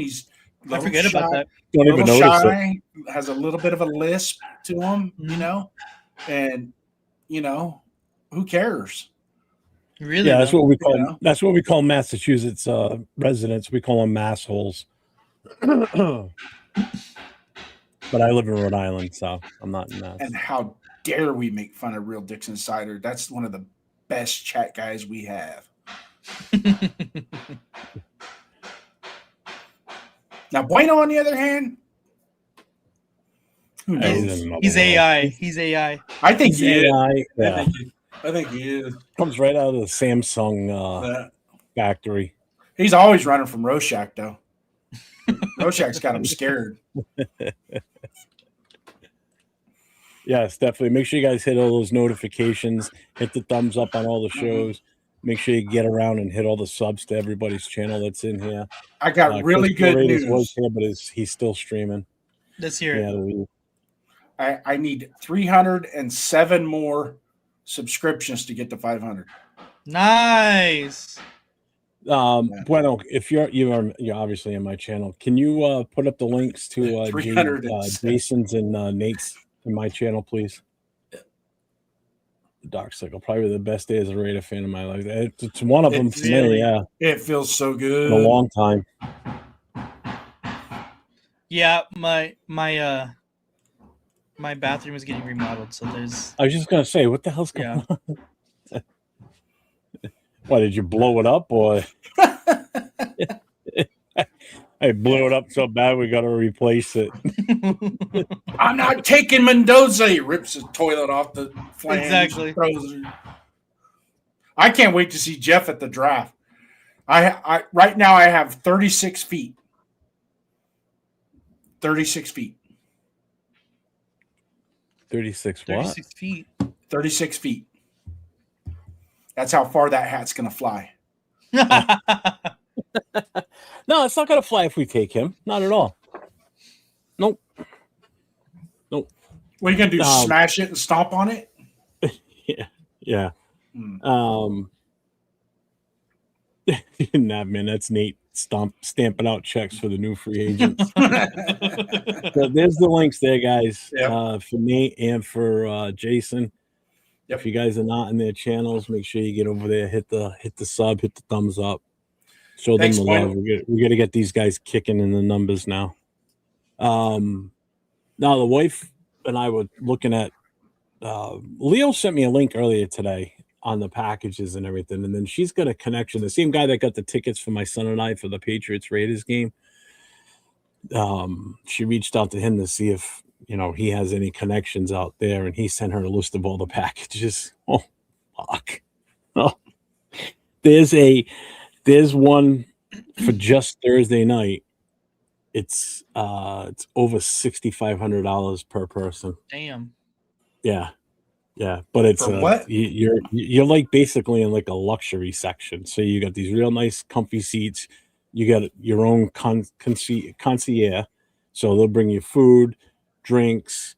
You get a whole package that comes with it of like giveaway stuff that they give you. But the food is not just like hot dogs, burgers. It's like, if you want lobster, it's whatever they got, whatever they're making. And they're not spending any expense at this. It's like, my God, I can't afford that shit. If I could, I would. Would it be these nice comfy chairs sitting there watching the draft right off to the side of the stage? It's like, shit. So fork or lemon at 14?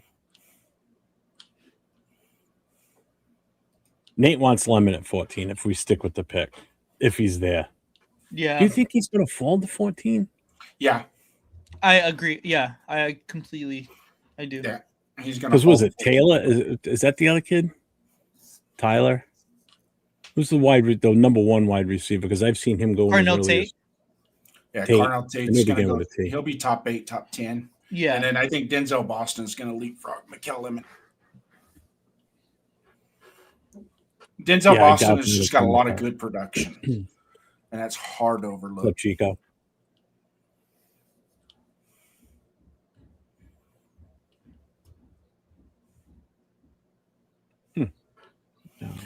Let me get it for you, brother Yaya. I will. It is free to get in, but they have certain sections that you can go sit in, but you got to pay for them. So basically, what I was told is you just got to kind of stand out. Cameras walk around, and they stop picking out people to move up into the front. So that's my goal. Let's see. Go get Carter from the Eagles for the 14th. I don't want to trade any picks away. Not for players. I don't think he would be worth a first round, to be honest. No. I would. They're looking to get rid of him. So why are we going to offer him something so good? Although they did say there was rumors out there that if they were to trade, they want a first rounder for him. Oh, really? But I'm not giving a 14th. I'm not giving a 14. For who? For Jalen Carter. No. Jalen Carter. He went number 10 in his draft. So yeah, but he's also demonstrated Christian Wilkins stuff. Why would Philadelphia want to move off of him after only 2 years? Let's just raise that because of his on-field antics that it cost him. Mm-hmm. It's cost them. It's cost them plays. It's cost them him getting tossed out. You know, it's also an embarrassment to the team if you look at it. Do you want to be the owner of a team where you got a player that's out there spitting on other players and then gets ejected, and now he's one of your top guys, and now he's out? Now you got to change your game plan because obviously who you're putting in isn't as good as him, or they'd be out there on the field already. So you're taking that hit. You know, I get it. Yeah, you want to move away from headaches. Yeah, there it is right there. It's in the chat. If you want to copy that and just.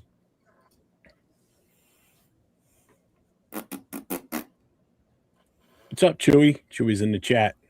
Chewy's in the Maybe chat. Making some good investments. Yes, they are. Mm-hmm. Kind of slowed down now. Spencer Fano at right tackle, perhaps too early. Fano's right. He's always been in that 8 to 15 range. Yeah. Some of them, I've seen some where they've had him up as high as 5. My thing with number 14 is if we stick with the number 14, then we either go to keep Nate happy, we take Lemon, or if we don't take him, we take the best defender at that point. I don't think we address the offensive line at 14. That's just it. I mean, I think we go with either whoever's the top defensive tackle at that point, safety at that point, linebacker, or we just wait for linebacker. We wait till second and go for Jake Rodriguez. Or if for some reason we move back to 16 or 17 and pick up an extra second-round pick, then I would go Caden McDonald at 17 from Ohio State. I like him too. We need that zero technique, man, to eat up that A gap on both sides. He's a monster. We need that nose tackle. You get that Vince Wilfork style player that just so those linebackers could just eat. Yeah. Makes a big difference. Yeah, I agree. Jared, I'm not giving that up for him. I don't believe he will sign any player like Jalen Carter, considering his history. Yeah, exactly. I'm lobbying for Braden Smith from Indianapolis.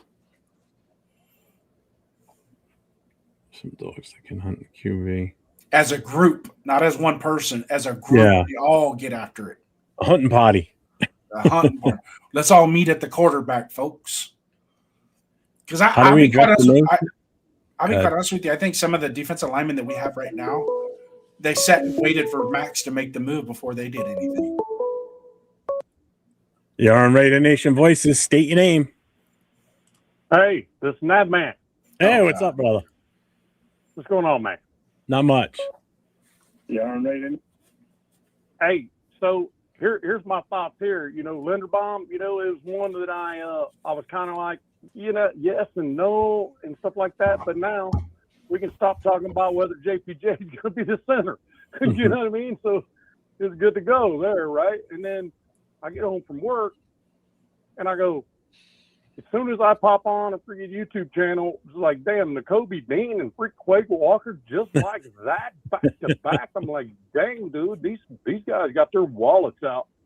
And I could hear Nate stamping out the checks, right behind me. So that was pretty cool. Yeah, it's been a great day, man. It really has. They pulled out no stops today, that's for sure. I'm highly impressed. Yeah, me too. Me too. You could have got all three of us Devin Lloyd for.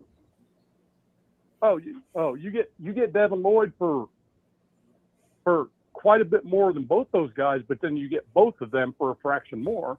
Mm-hmm. Beautiful thing. So I mean, dang near squared out the linebacker room, especially if Kuntz is built to be an outside linebacker. Yep. And we 1 year dealed him and 11 mil. People would have paid more than that for him, I think. Yeah. So that's we brought cool. Kuntz back too, right? That's what you're saying. Eric Stokes was a big one for me. One of the few that weren't on rookie deals that needed to stay. So yeah, definitely. Yeah. Hey, I think I'd hop in. Sorry. Go ahead. I was gonna say the still to this moment still not doesn't make me scratch my head, but it makes me wonder. Like, wow, didn't see it coming. Was the wide receiver from Minnesota, Naylor? That took me by surprise, and I like it. Me too. Never even saw it coming. Yeah. Well, I mean, he just doesn't have a spot in Minnesota. I mean, no. What is it? No. He really doesn't. He was wide receiver 2, playing wide receiver 3. Thinking about bringing a guy in like him, like that name never popped up. I think Hitzboy was the only one that mentioned something in a couple shows ago, but I've never seen any other, whether it be analytic guys or other YouTube shows. I haven't seen anybody even dropping hints about bringing him in, and all of a sudden today, boom, we signed him. It's like wasn't on my radar at all. No, me neither. Wasn't on my radar at all. No, Jason. Nope. No.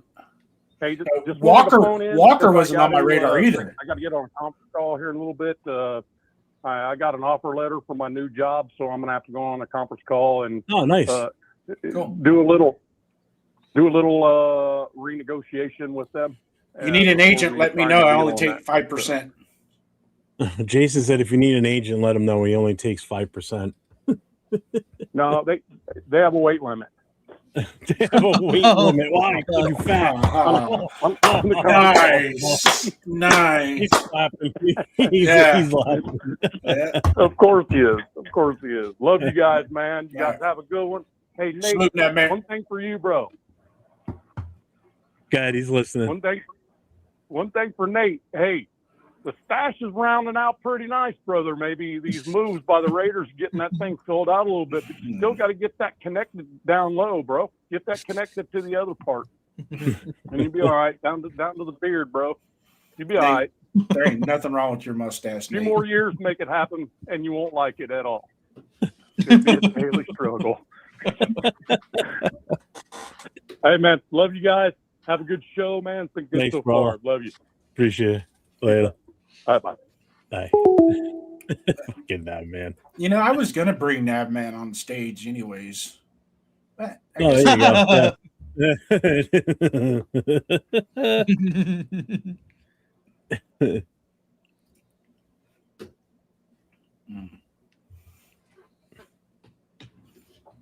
I'm kind of glad we didn't bring in. I didn't see Walker as a fit. I really didn't. But this is my favorite. You want somebody that complements Genty. You don't want somebody that's going to be in direct competition for him for. Oh yeah. For carries, fucking Jason, my mullet picture. Nice. I wish I could grow one that good. Can't really see that. I had a nice head of hair when I used to have hair before I shaved it off. You used to use a whole can of Aquanet to spike it on top. Nah, I'd use nice. I'd use my sister's curling iron for the back. My hair used to look like Mel Gibson from Lethal Weapon. That's how it was. It was long and flowy in the back. It was just that nice. I had that nice feathering going on in the front. It wasn't like a spiked top. It was good. 797 free agents have been signed so far today. Holy Christ. This has been extremely active all around in the NFL today. You've seen it. You know, you're going to have a lot of like the little minuscule ones that don't really matter. You know, teams just trying to fill their roster out and shit.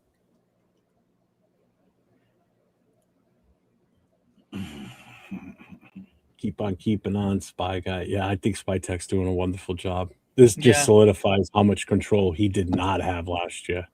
And you know what? I think he has a little. I don't smell any of this being Brady. I think this is all him. I don't. This is all him. I think this is all him in coordination with Kubiak's input.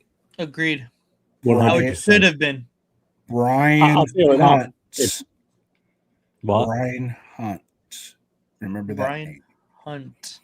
Pro player personnel director that we got from the Eagles last year. Eagles, that's right. Yeah. Yeah, you're right. I forgot about him too. How do you think Rob Leonard feels right now? Now that, dude, you know, ecstatic. He ain't gonna sleep for 3 days. He's gotta be a cloud 9. Oh yeah. He has to be. I was honestly signing with the Jets on a 2-year. Oh yeah, I seen that. I seen that earlier. I'm surprised he's going back there. But I was honestly surprised that my thought was going to be, okay, we're going to sign, some offensive linemen and maybe some defenders, but it was really going to be really offensive heavy to kind of make sure that we protect Mendoza, and then just kind of like, all right, defense, let's go out there. Let's see what's going to happen. But to my surprise and my, we signed really good defensive players, and I'm very happy that this team is coming together as a whole, rather than, just being only offense or only defense like it's been the past couple of years. Yeah. Yeah, we're addressing both sides. Mm-hmm. Odafeoa, do you see where he went? I seen where he went, but go ahead. He's going to the Commanders. Yep. A 4-year, $100 million deal with 68 in guaranteed. That's a lot of cake. We wouldn't have paid that much. That's why we didn't go for him. I guarantee it. That's exactly why we didn't. That's why we weren't in the running for him anymore. That's a lot, man. We could have afforded it, but that would have tanked. Don't forget too, with the cap number, the money's already subtracted out for what we have to pay for our draft picks too. Don't forget that. Mm-hmm. So don't think that we still have to cover the draft picks. That money's already been accounted for. What's it like, 14 or $18 million this year? Yeah, you have to have a certain amount to cover the number of draft picks that you have, and obviously it changes if you trade picks away. Duh. Now remind you, 1, 14, and 37 are going to be fully guaranteed contracts. I don't think Spy Tech's coupon Spy. I mean, none of this stuff here today makes me think that he's. Honestly, I thought that in the beginning, like, last year, it seemed like it, but not this year. Not this year. No.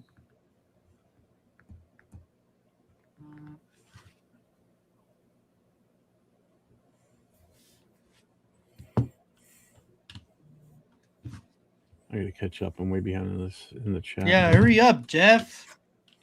What's up, Nate? Nutty Nate now. Shh, Nate, quiet. I was the one that's supposed to be doing the chat. I screwed up. You take forever with it.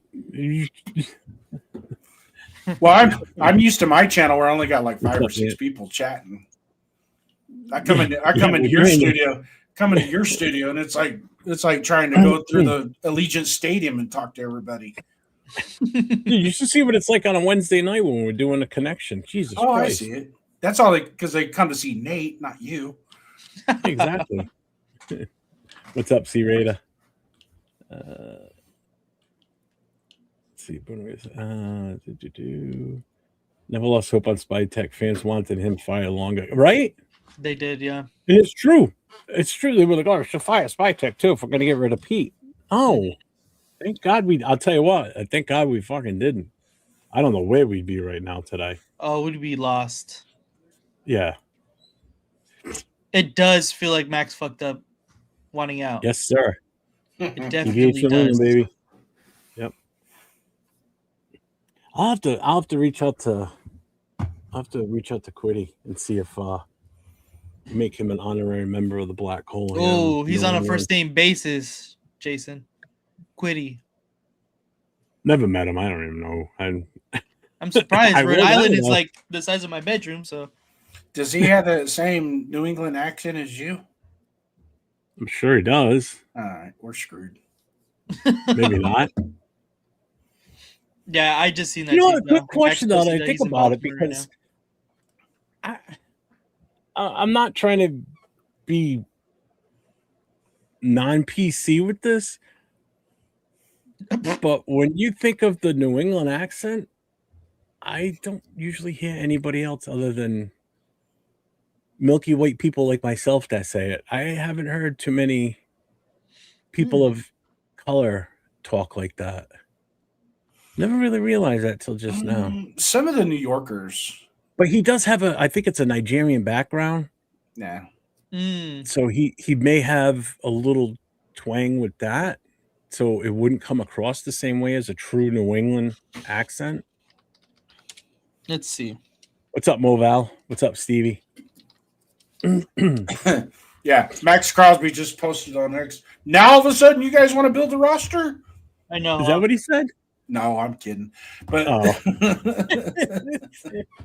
that'd make a hell of a meme, though, wouldn't it? Yeah, it would. Yeah, Max, because the building the roster didn't include you. Sorry. Just think about it. Linderbaum, we got Linderbaum, 2 first-round picks, and we signed Nakobe Dean. And Nakobe Dean and Linderbaum's yearly salary will equal what Max's was. Mm-hmm. And then we got a first-round pick on top of it this year and one next year. So that definitely answers the question of did we win that trade now? Now ask that question, did the Raiders win that trade with Baltimore? Whereas people were saying no after the initial trade went through, in which I even was saying it's too early to judge. You won't know until these 2 draft picks that we get for them pan out. But regardless of the draft picks, I think we've already won that. Seriously. He doesn't have an accent. Huh? He doesn't have an accent. No, I didn't think he did. Either which way. I looked up Quiddy Pay interview. Gracie, look, it's Nate. Remember Nate? This she is. This is my girl. Look it. Say hi. Huh? You're my pretty girl. Huh? Yeah. What's up, baby? What? Gracie, don't do that. Nate will get Is that why you're excited? You're happy with the moves the Raiders made today, too? Oh, you're a good girl. She's so excited. Yeah. She's happy with the Raider moves, too. Good girl. I'm interested to see what Baltimore has done. I forgot the phone line was still on. I know, me too. I blew my eardrums. You're on with Raider Nation Voices. State your name. Bro. Hello. Yeah, Jeff. Hey, Scream. What's up, man? What's up? Y'all good, man? Hey, definitely free agency frenzy going on, right? Hell yeah. I mean, yeah, I know.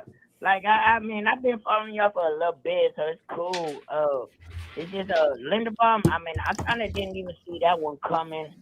But I'm definitely glad we got him.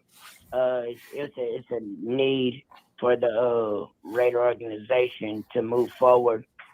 But really, I called to talk about my two University of Georgia Bulldogs. You know, I back up University of Georgia Bulldogs all the way in college football. So it's like to get N'Kobe Dean and Quay Walker, man, bro, that Bulldogs are winners. They're winners, bro. And, definitely.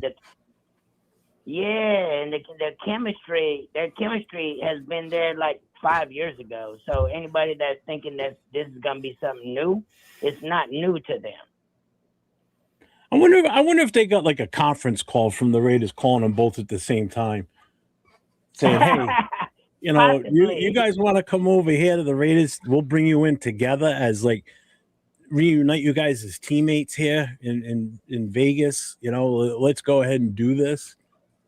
I think that'd be funny. Like I wear my University of Georgia Bulldog gear every once in a while, but I wear my Raider gear 99% of the time, right?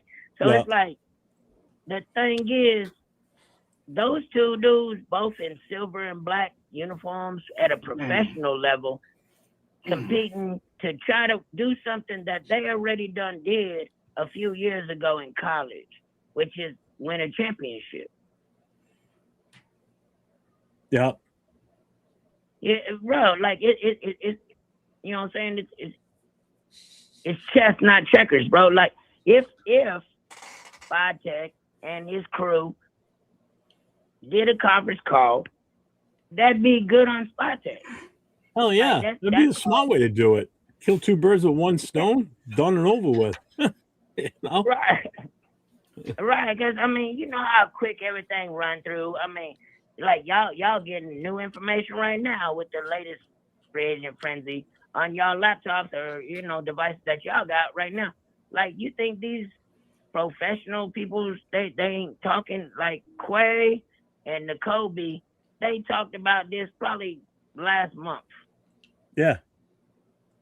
You know, so and I was really set on like getting I'm not really set on getting Mendoza because I'm cool with the trade back thing because I know 2027. I watch a lot of college football, man. A lot of college football. So honestly, like I just put together Raider events, but I really don't even watch the Raider games because it's been pretty much the same since for decades. You know what I'm saying? So it's like, but I lead the Raiders to build the Raider Nation.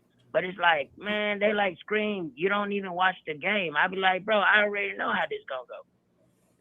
I just hope fans don't get too enamored with everything that we just brought in and think that we're going to the playoffs.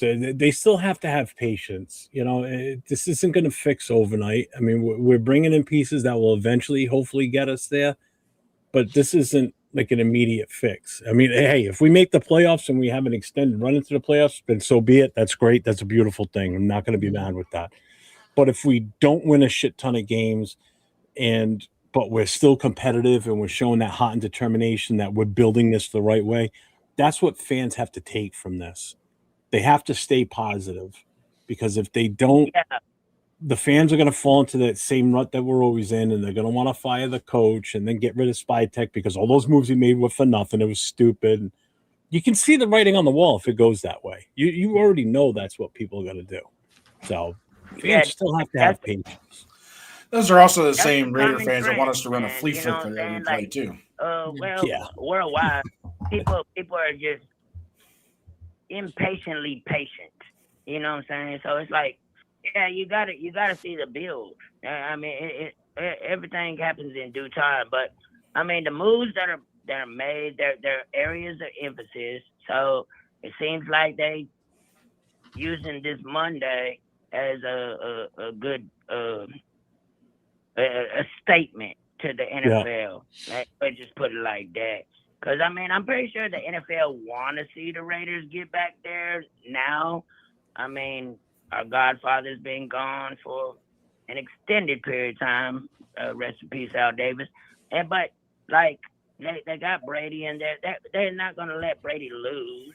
I mean, they didn't let him lose for the 20-plus years he was in playing. So, and just build it. I mean, he's got his brother Spytek in there. It seems to be good. Kubiak, I believe Kubiak is going to be a great head coach. Hopefully for us, the Raiders. Hopefully it's not a short-term thing, because the only way you can build is consistency. So within 1 to 5 years, you can see the build, and then you'll see the consistent, playoff appearances or possible Super Bowl contenders. But that's down the road. I mean, anybody that want to jump in there and say today is the day, I'd be like, bro, wait till tomorrow. Yep. Yeah. So, but yeah, big shout out to all y'all. I've been paying attention to y'all pretty much over the past few months, man, and y'all do appreciate it. Bring it. Yeah. Y'all do be Jeff. You be a little negative on some things, but I got you, brother. I got you for life, bro. Thanks, man. I appreciate Jason, that. Jason, is that his name in the middle, Jason? Jason, yep, that's Jason, and Nate's the guy with all the hair at the other end. Yeah, I just seen Nate's hair because normally he got a hat on, and that's cool. Yeah. But Jason be bringing some. I see you, Jason, out there trying to bring some analytics to the show, and that's cool too. I think Nate.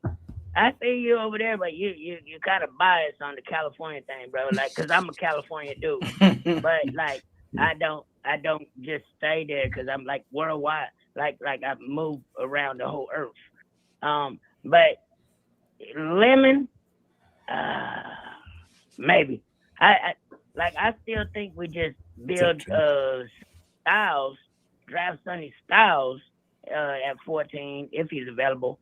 And that's the new regime to Nakobe Dean and Quay Walker, the new free agents that we got right now. And then Styles will be a veteran, and everybody will be talking about Styles by then. But right now, we have solid linebackers that win championships and know how to be. Like Nakobe Dean is a Super Bowl champion too. Yeah. Yep. That's how you build, like y'all was talking about 30, 40 minutes ago. How do you bring in the next regime to replace the current flow? Well, yeah, He's got his own soundboard in the this background. way people want to be Raiders, stay Raiders. But the thing is, like, you gotta have somebody that's a veteran to teach them. So it's like I don't think that the Mendoza young brother, if he come in, there's really nobody to teach him. But I don't see them not going with him with the first pick, but they might. There's a chance they might move back because you could get picked 2 if they really want. You can do a defensive person that fits that 3-4 new defense for Leonard and you know what I'm saying? So it just depends on what choices they make on April 23rd up there in Pittsburgh. But I'll see y'all there though, Jeff. All right, man. Yeah, looking forward to it. I can't wait for the draft, man. I'm excited. And with that color, we have This right here, when they say Christmas is a new, Thanksgiving and Christmas is the most wonderful time of the year. Honestly, the weather sucks, so it's not the most wonderful time of the year. And everybody go broke buying gifts for people that they really probably don't even like. So, like, for me, March and April is the most wonderful time of the year because I'm a real old school Raider, bro. Like, go Raiders, bro. Yeah. All right, man. I appreciate you calling in. Thanks, brother. All right, man. Y'all be peace. Later. Thanks, man. Good call. Good call. He's good. The whole time he was talking, you know what I was thinking of? Because he sounds exactly like him. We've got here is failure to communicate. Some men you just can't reach. His voice sounds just like him too. As he was talking, I'm like, man, I gotta play that soundbite as soon as he's off the phone because it sounds just like him. So C Raid asks, who's the Raiders bringing in to teach Mendoza? There's been no talk of that yet. Oh, me and Nate were talking about it. No. I mean, amongst the team and like out there, like we're as a possibility. We're just as reputable as anyone else. Okay, I guarantee you, SpyTech has us on the computer screen right now listening. Agreed. Yep. Okay. Ladies and gentlemen, I'm up here with two delusional Raider fans that do podcasts, and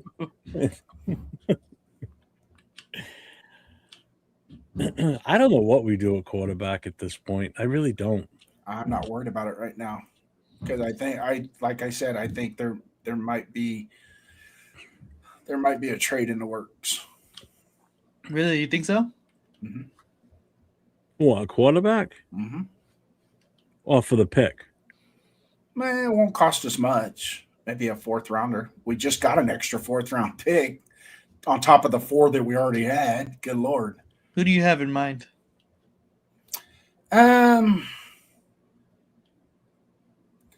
So the Kirk Cousins thing makes a lot of sense, right?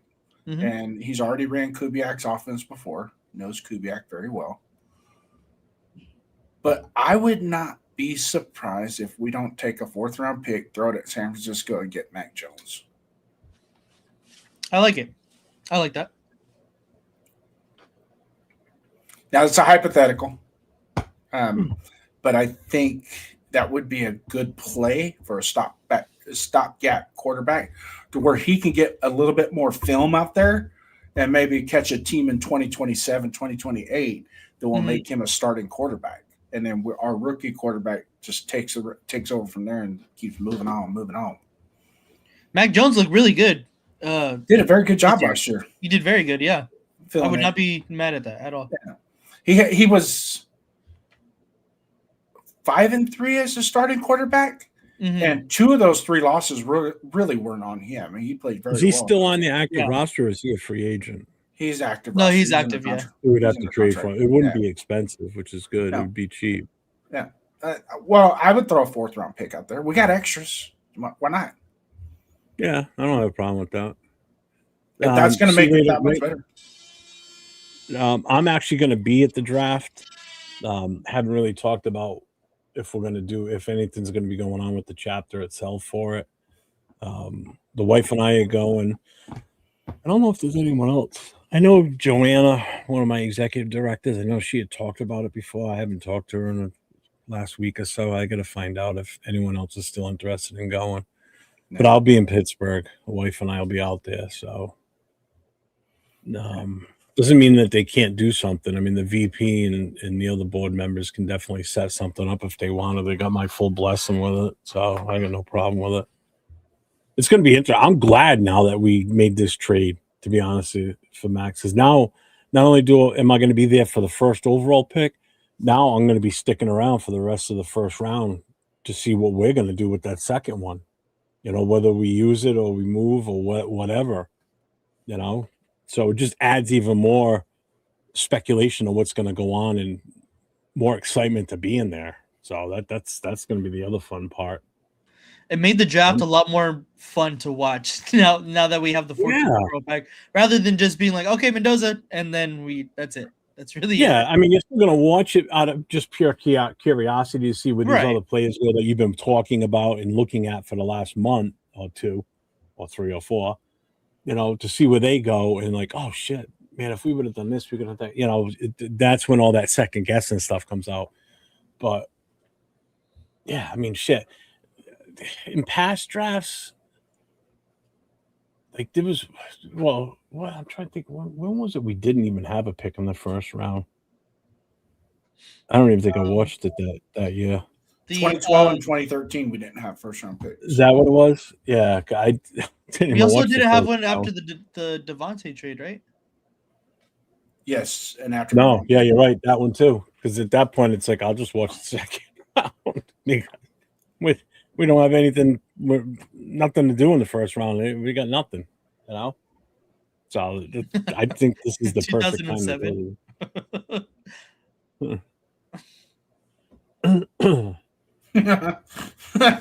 Somebody just posted a meme of Max Crosby sitting there going, "What are the Raiders doing?" And he's sitting there going, just shaking his head. It is. I mean, it is kind of sad that he leaves, and then we go and we build in free agency like this. I know, seriously. But again, we wouldn't be able to do this if he was still here. The Linderbaum move wouldn't happen. That would strap us right there. You know, that'd be way too much right off the get-go. Yeah. So my only hope. Go ahead. I was gonna say, how do you think he feels being in Baltimore and watching all the talent leave them now?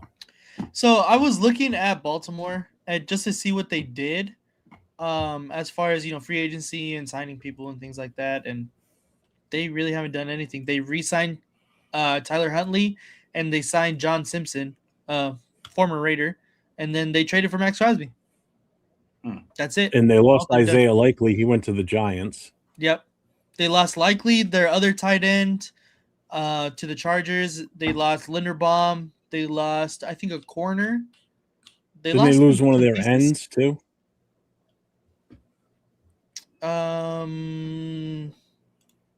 I believe I so. thought I saw somebody say something about they lost one of their defensive ends. That sounds right.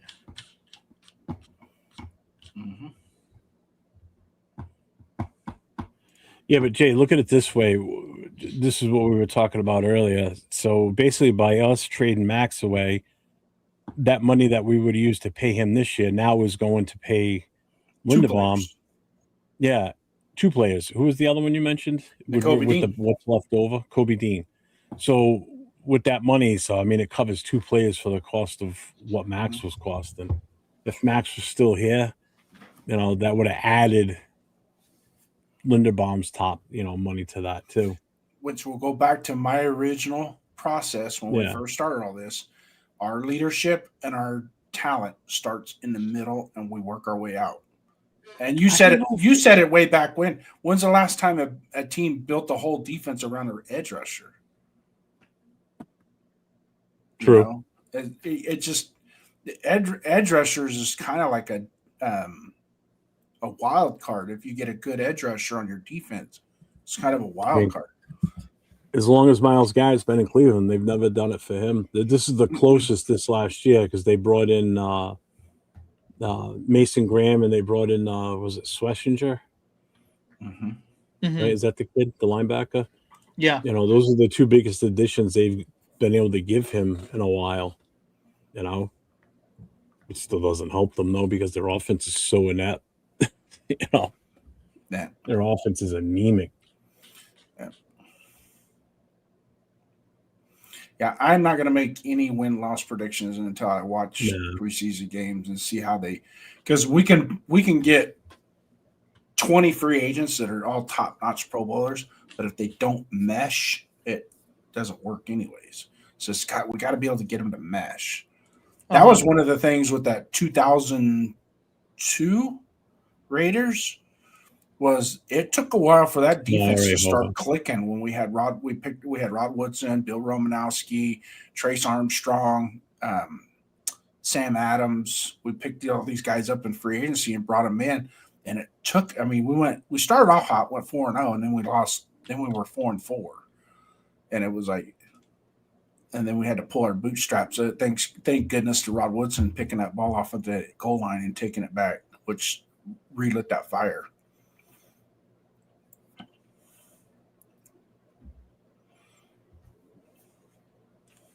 No, Tanner Jack, it's kind of quieted down since. Yeah.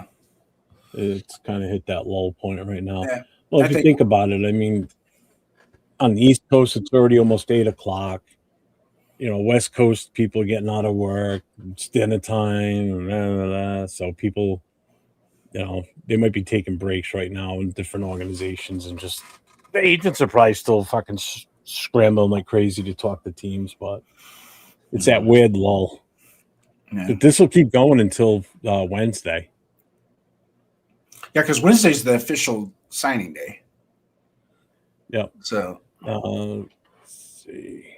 At 3:59 and 59 seconds on March 11th is when this tampering pot is over. And then at 4 p.m. on Wednesday, March 11th, is when the actual free agency signing opens and the trading period begins for the 2026 season. So all the trades that you've seen going on will become effective.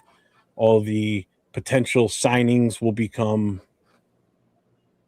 effective, basily, or signed, I should So say. Jaw Raider has one here. I don't know if you caught up yet. I'll let you catch up. Had a good one that I just saw. Let me pull it up. Yeah, go ahead. We can hit this one up. Go ahead and no, it's not that one. Jaw Raider. Here we go. So NFL Network right now, they're going through the list of top free agents still available. So Nate, Raiders have $50 million to spend. I say save it for next year as well, and we'll have $90 million next year. That is not true. Nate, you want to take over? Raiders have $50 million to spend. I say save it for next year. Might as well have $90 million. Honestly, I don't know. Unfortunately, the answer to that question is we can't save that money and roll it over into next year because this year we're on the 3-year limit of our cap space that we've been rolling over. And so this year we have to spend it. If we don't spend it, they can take it from us and give it to the players. So we have to spend a certain amount of our cap space this year. We can't roll over 30 or 40, $50 million like we did the last 2 years. We have to spend. We got to get to a certain point, which is cool because we could front load these contracts. And then in 2028, we'll be good again. And then any of these guys that really step up their game, let's say Quay Walker or Nakobe Dean become elite all-pro, which they most certainly can. Yeah. And we want to keep them in Raider gear forever. We can throw a bag of cash at them in 2028. But we also have folks, Rock Bowers and Austin Genty in 2028. We got to really think long and hard about financially locking them down too. So, but no, we do have to spend. I don't know the exact amount of money that we have to spend, but we do have to spend a large amount of it, or it can be forfeited for other players. That's part of the collective bargaining agreement. I didn't realize Trey Hendrickson was 31. I thought he was younger than that. No, he's older. He's long in the tooth.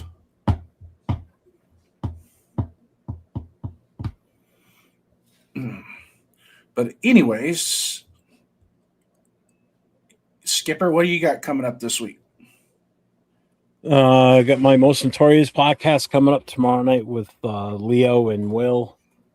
And then Wednesday night, Nate and I will be on with Jay from Just Raiders Baby and Leo on the Raider Connection. And we are going to have a special guest on. We will have Afakasi Raider on with us Wednesday night. Oh, that's a good one. So this will be good. We'll get his takes on the free agent moves. And then Thursday night, Nate and I will be on with the Raider Coast to Coast. And then my usual Friday. And then Saturday night with this guy in the middle. Yeah. Raider Nation Voices, Saturday night, 7 p.m. Pacific time, 10 o'clock Eastern time. We open the phone lines as you come in. Have a table. Don't suck. Be straight, Rorschach. You know who we're talking to.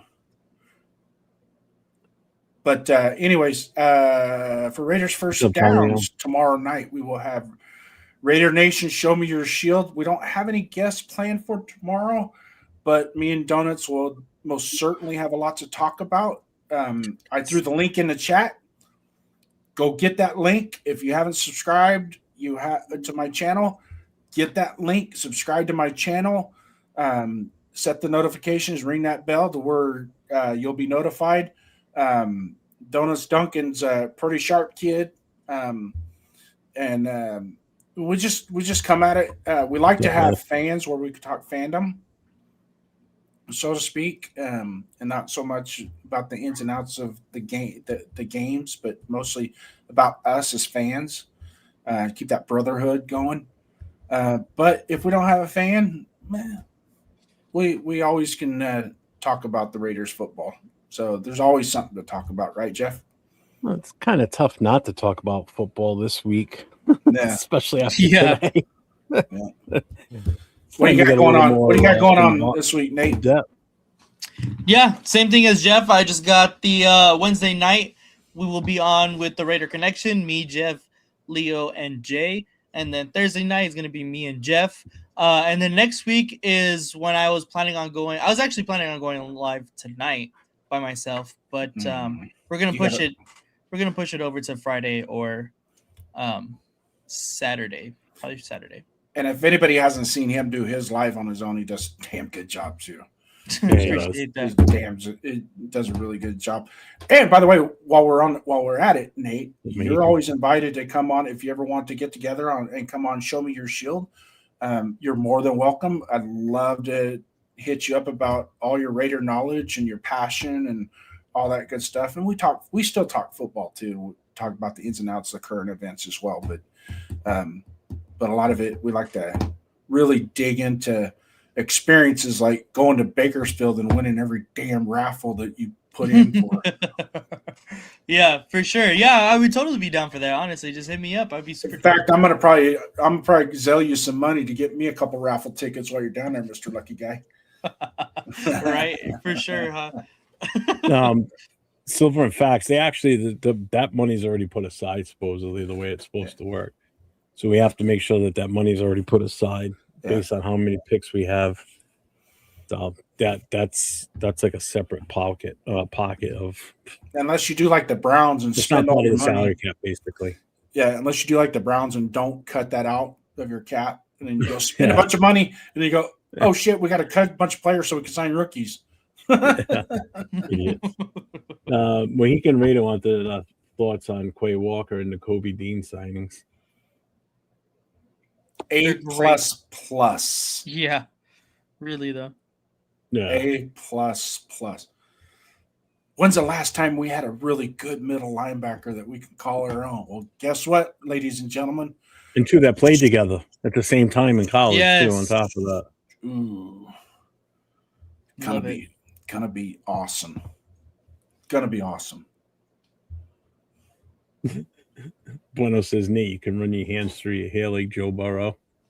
You can't do it with my headset on, but something like that.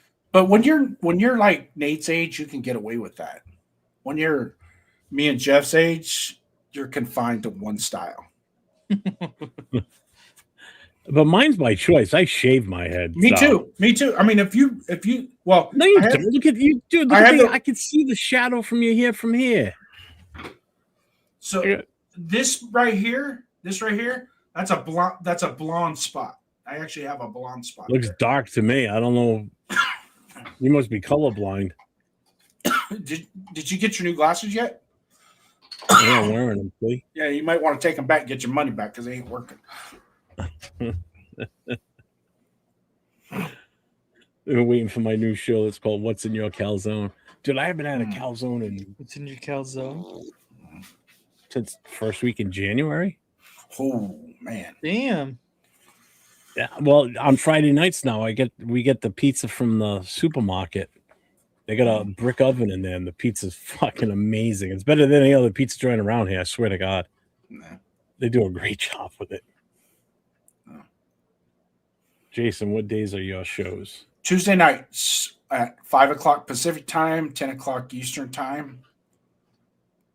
It's Raider Nation. Show me your shield. Just go to my channel, click the alert button, and yeah, Nate's getting a lot of comments on his hair. I know. You ought to do a show where it's just your hair on the screen, and you go viral with that shit probably. Hey, Jeff. He's our Taylor Swift. We're keeping him.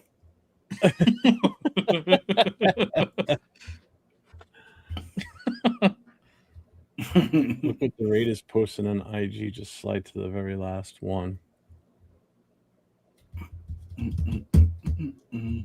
What did they put? Fuck, man, I gotta find it.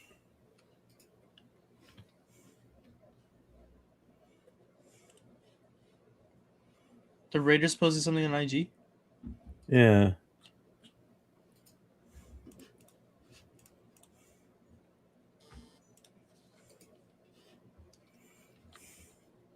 Am I missing something? Why am I not finding it?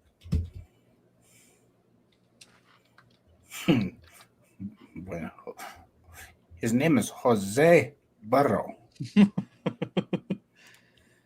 Raiders admin, keyword speculation. I don't know what that means. They posted it 11 minutes ago. Check back in on Wednesday at 1 p.m. Is that what it said? Yeah. Yeah. McGuire's in the DA.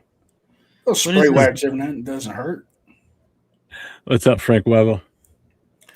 What's up, Frank? LeBron's got the same hairline as Jason. Yeah, it was so much better yesterday, wasn't it? Not yesterday, Saturday? Whatever. I forget.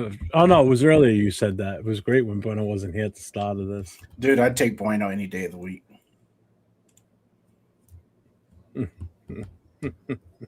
I'll trade you Rorschach and a player to be named later for Bueno. Hey, Burrow was a donkey. Sorry, Nate. All love. Why, you getting ready to call it, you think? I'm ready. The Mexico game is about to start right now. The USA-Mexico. I got to go downstairs and have dinner with the familia. Yeah, I already ate. Es mi esposa aquí from trabajo. Wife made shrimp and linguine, so I wasn't passing that up. So good. Es mi esposa aquí. The Geno Smith Wendy's tweet hits harder every hour. Yeah, right. He's still not out there. All right, everybody.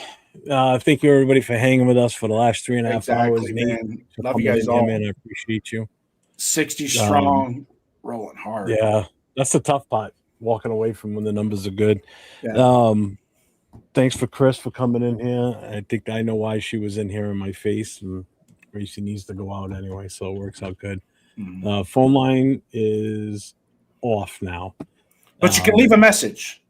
Yes. So it's shut down for live phone calls. So call, leave a voicemail. We'll listen to it on Friday night or Saturday night with Jason. And just make sure you guys check out Just Raiders Baby. He's going on in about another hour or so. Yep. He'll be on tonight. You going on with him tonight, Nate? I don't believe so. Well, you were shaking your head like, yeah, like, oh, It's Will's Raider going Will. on with Yeah. him. Okay, Yeah. Raider Will. All right. Oh, and Primos. Okay. Yeah, so make sure you guys get over to Just Raiders Baby, Silver and Black podcast, and Raider Primos. They're going to be on tonight at 9 o'clock Eastern, 6 o'clock Pacific. So make sure you guys get your asses over there. Today was a great day, boss. Today was a great day. Yes, it was. Yes, it It was. This was one for the record books, brother. Definitely one for the record books as far as just feeling good about this team finally. Yep. Something to cheer about. Yep. And this is just the beginning. Appreciate it, Jay. Remember that. Just the beginning. So enjoy the outro. Everybody, thanks. Enjoy the outro. Oh, yeah. Thanks, everybody, for being here. Thanks for the super chats that brought super chats. And thanks to all the moderators for helping out with the chats. Appreciate you all. And see you all in the next one. Stay safe. Go Raiders. Raider Nation, that's going to do it for tonight. We appreciate everyone who called in, everyone listening, and everyone who brought the heat. This isn't just our show. This is your platform, your takes, your voice. If you didn't get through tonight, don't worry. The phone lines will be open again next time. Until then, keep representing the silver and black wherever you are, for everyone here. Thanks for tuning in.